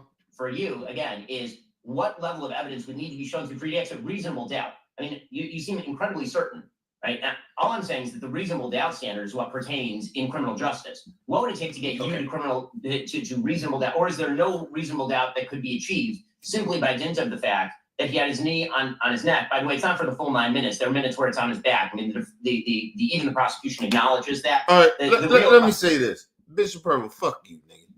Fuck you. Because first of all, was you a part of the jury? No. Was you a lawyer? Defense lawyer or prosecutor? Since you know all this shit, why you ain't try to go defend Derek Chauvin? Since you qualified to be a lawyer, right? You got a law degree. You passed the bar. Why you ain't go defend him?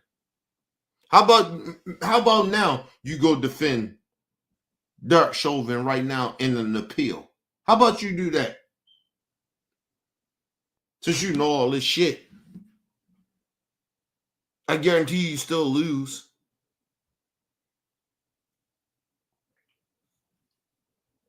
Because everything that Ben Shapiro is saying is irrelevant of why Derek Chauvin got convicted. He did not get convicted for all that dumb shit he's talking about. He got convicted because he, on tape, the jury even said, we don't know if it's intentional, but it was.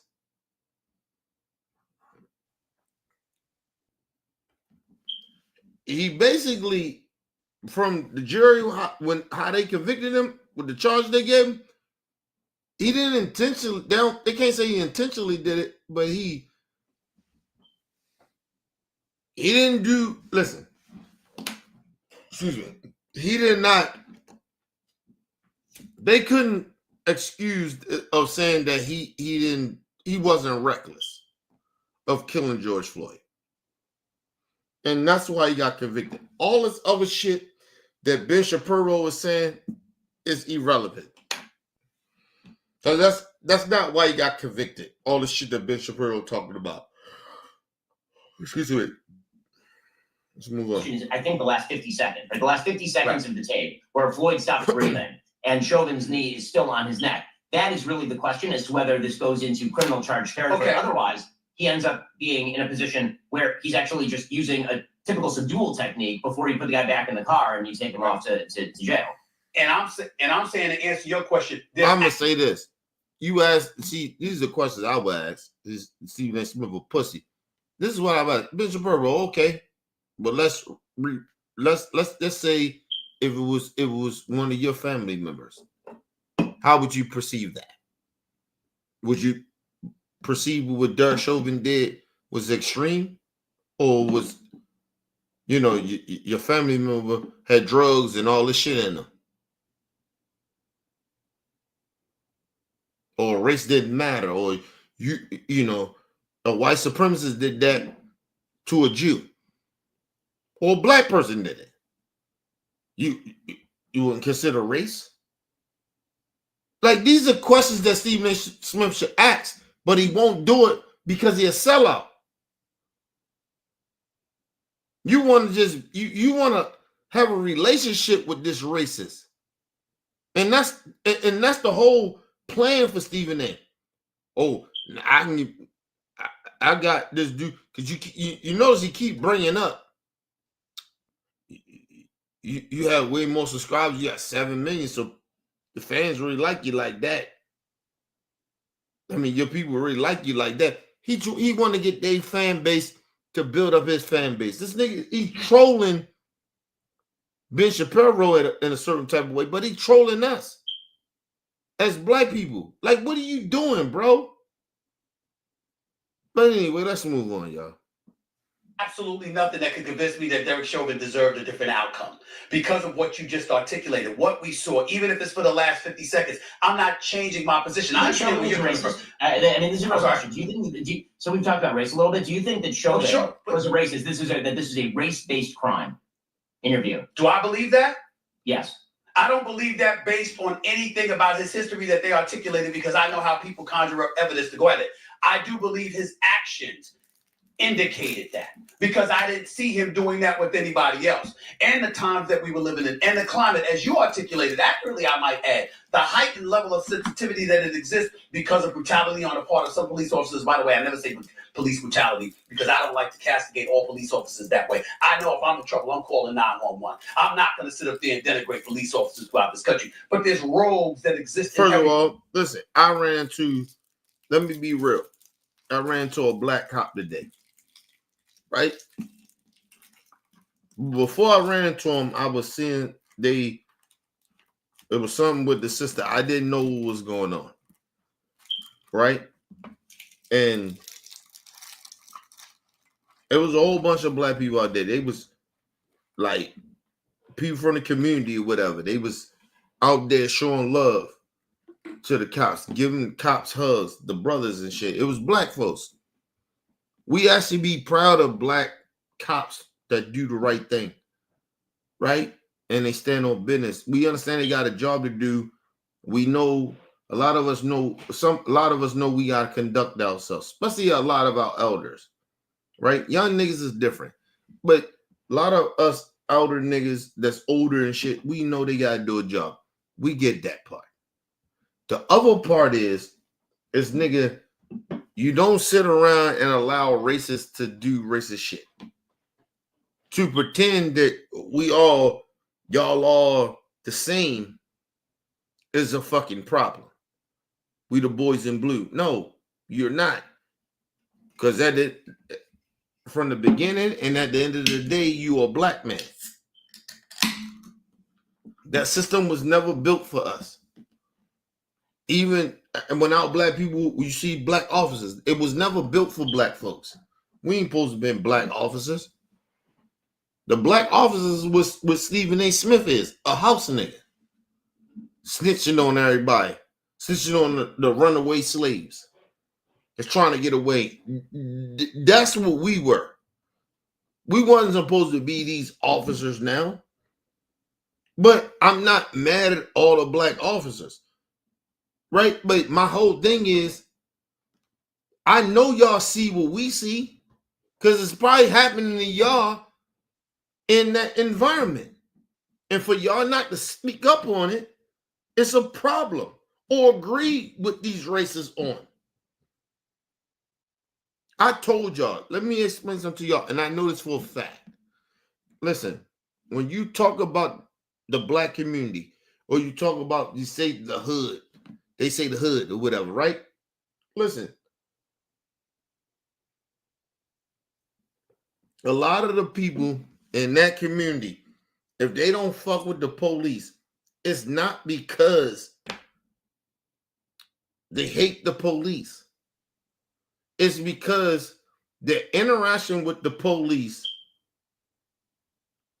violated them in a way. Nobody hates the police in the black community. That's bullshit. They like to put that out there. It's not true. We don't trust the police because of shit that happened to us, that they violated us, or something happened to our family members that we have seen and we know of. We don't, listen, black people ain't vindictive like that. We may be more vindictive to our own, But we ain't vindictive to the system like people really think. Look at Stephen A. And there's plenty of black people like that. But we don't hate the police like people, like we don't hate the police or we dislike the police for a reason. It's not because that's the thing to do. I'm not saying it ain't some black people like that. It's just the thing to do. But a lot of black people, it's a reason why we don't fucking trust the police, or we don't ride with the police, or we don't like the police. Or even some black people may hate the police. It's a reason for that. We're not feeling this way for no apparent reason.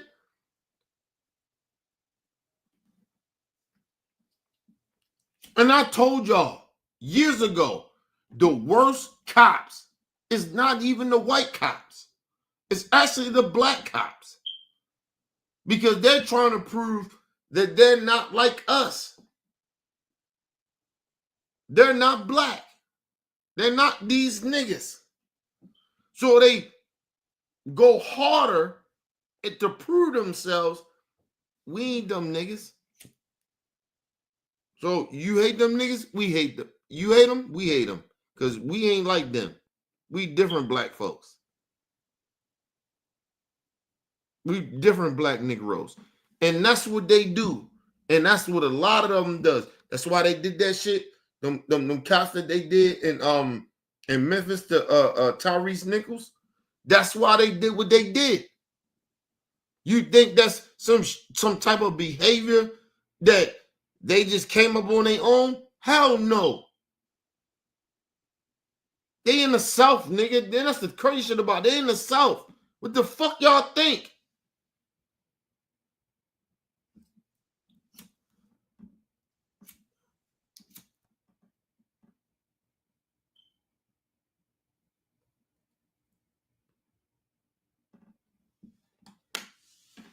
These dudes, they were talking black, all that shit. But they had coonery in them. And all they wanted to show those white superiors, that system of that shit, how down they was. And that's why they killed that brother. Niggas trying to sit there and pretend. They was out terrorizing the black community for years. And then they finally killed the motherfucker. I keep telling you, that's the same shit with Derek Chauvin. He was doing that shit before too. And he finally got caught. That's all.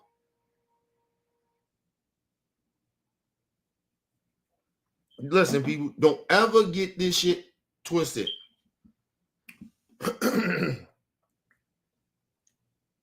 Black people don't hate police. We despise law enforcement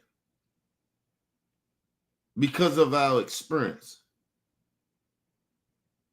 or the people we know that experience shit with the police. We don't hate the police. Listen, I guarantee you, it is a black person in every fucking hood or community, or they like to say the ghetto, in every shit. We know a cop. We probably related to a cop. How the fuck we gonna hate police? So we hate our family members? You think that a motherfucker that's a family member of ours, that's a part of that system, we gonna hate? Unless he do some sucker shit and be on that type of time. But we don't hate them. We may not trust him, but we don't hate him.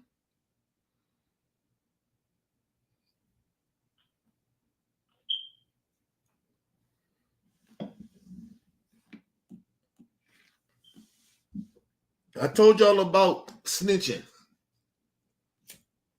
If you don't live the lifestyle, you can't be that mad about niggas snitching. Right? It's like me. I ain't that mad at niggas that snitch. Right? And I don't even call it snitching. I say if a nigga in a situation they gotta speak on some shit to get themselves out of some shit and they ain't a part of that, that's not snitching. But if you are out this motherfucker living that lifestyle, you snitching. And you snitch on the niggas that you out there living that lifestyle with, that all of a sudden you switch up now because you don't want to do the time. Nigga, you snitching. And I don't give a fuck if I'm in the streets or not. I would never fuck with you. Because you can't be trusted. Not even on some positive shit. You can't be, like if we all doing good, I can't trust you. I'm going to tell you why. Because nobody is perfect. It's going to be like if I'm with my niggas, I may do some fuck shit when I'm with my niggas. I might be about 80% good, do good shit. But here and now, I do some bad, fucked up shit. Here and now, I fuck up. Right? But my man with me. And if this nigga was a snitch, he snitched on me before. Or he snitched on niggas before. You don't think he gonna snitch on me again? When some shit go left? Or when me and him ain't vibing? You think he ain't gonna snitch on me? The fuck out of here.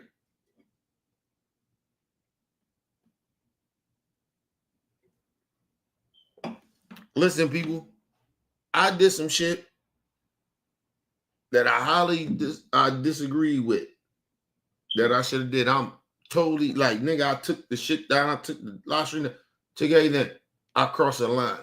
I shouldn't have did it. I said I shouldn't have did it. But I got all up in my feelings. Right?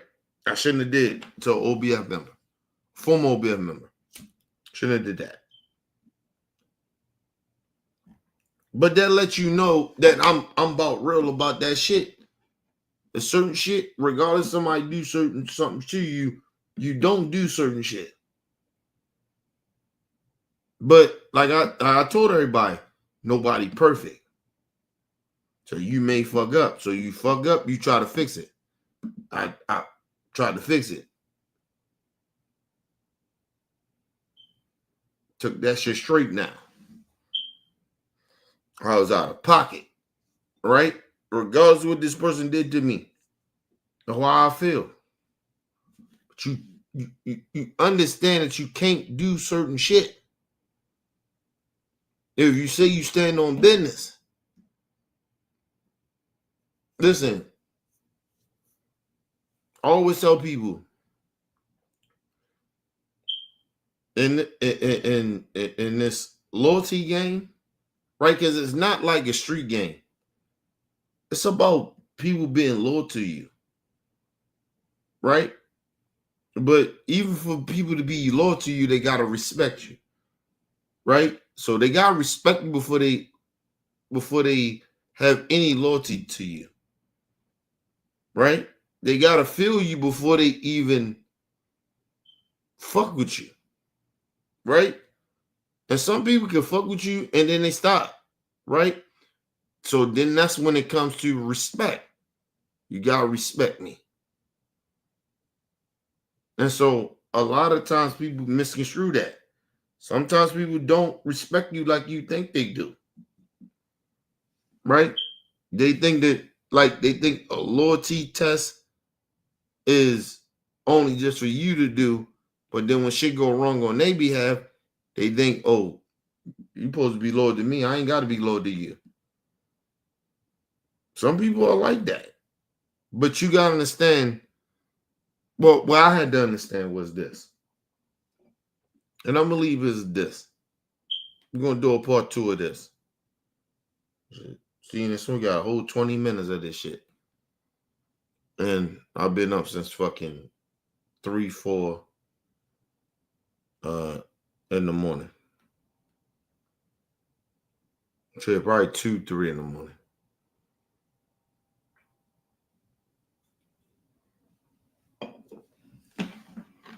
And only ate once today, so gotta eat something. But I need people to understand this genuinely.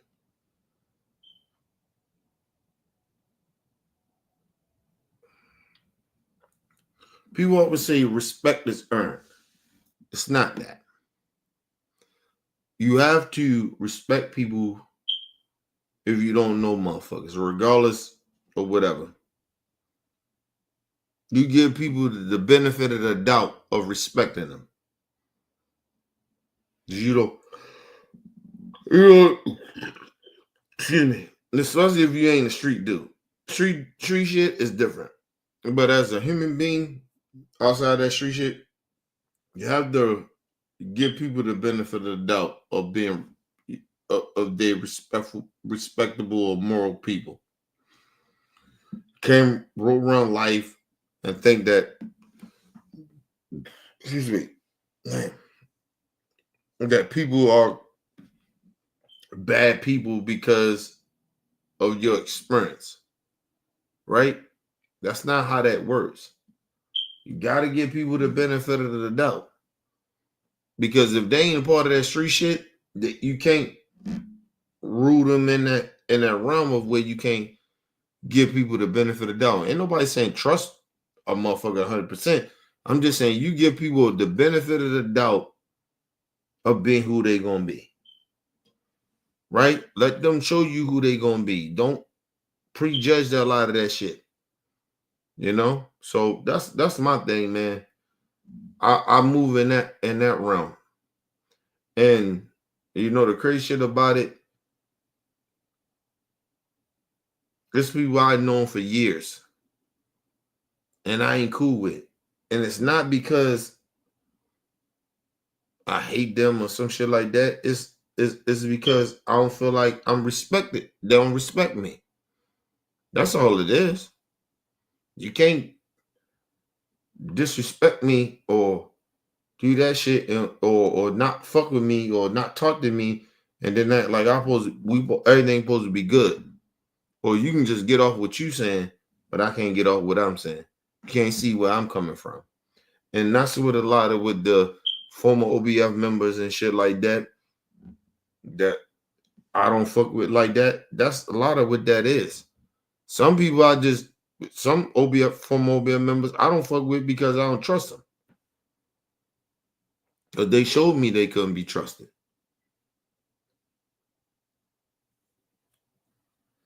A lot of OBF members don't fuck with me because I'm just saying they don't fuck with me because some fact that they don't like that I stand for what I stand for and I move a certain type of way. Listen, I always told y'all, I haven't changed since I started this shit in what 2015, 16, 14, around that time. I haven't 13, 14, 15, 16, around that time. I haven't changed. I got more wiser, but I haven't changed like that. My morals and principles are still the same. Ain't nothing changed. And sometimes people can't understand that. Listen, I grow intelligent wise. I don't grow on some moral shit. My moral shit is what it is. I'm a human being before I'm anything. So my moral level is it's like when I always tell people my moral level is very high. Like you can't talk to me about certain shit if you don't have a moral high ground and your morals ain't up here. Because I can believe whatever I want to believe in. You can believe whatever you want to believe in. That don't mean it's true. Morals come down to facts and how you treat others. Regardless if you think that shit is right or not. Sometimes that shit ain't right to do. But it is what it is. I don't like one thing I always tell people, I do not like to pretend that motherfuckers is good with me and they not. Just on some moral shit. I don't like that shit. If we don't fuck with each other, we don't fuck with each other, and that's cool. And I ain't gonna listen. And the one thing about me, I'm a Cancer, right? So I wear my motherfucking emotions on my sleeves. So it ain't a time that I won't speak about shit that bothers me. It's just I'm just not that dude. Not to not do that. I'm a fucking Cancer. I just listen. My wife said I'm emotional. I always say that I'm just you know. She said I'm emotional, but I always tell her like, nah, fuck that. I'm not emotional. I just try to be real. Not about being, and if fuck it, if you want to call it, oh, Kenny just an emotional nigga. Emotional nigga, fuck it. I care about shit. I care about people. I'm morally invested in life. I don't got time to be sitting around playing games with niggas that like, oh, when they want to pick and choose, when they want to be on some moral shit. I'm always on moral shit. I move on moral shit.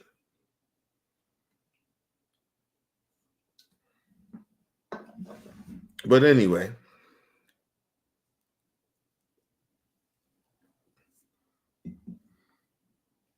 my whole point is, people, morals matter. You can love somebody, you can have somewhat type of respect for somebody, but if morally they're not on the same level as you would, when you want to have real serious conversations, they can't have that with you, right? So a lot of my niggas or OBF members, I don't fuck with no more. It's just because morally we ain't good. We ain't on the same page.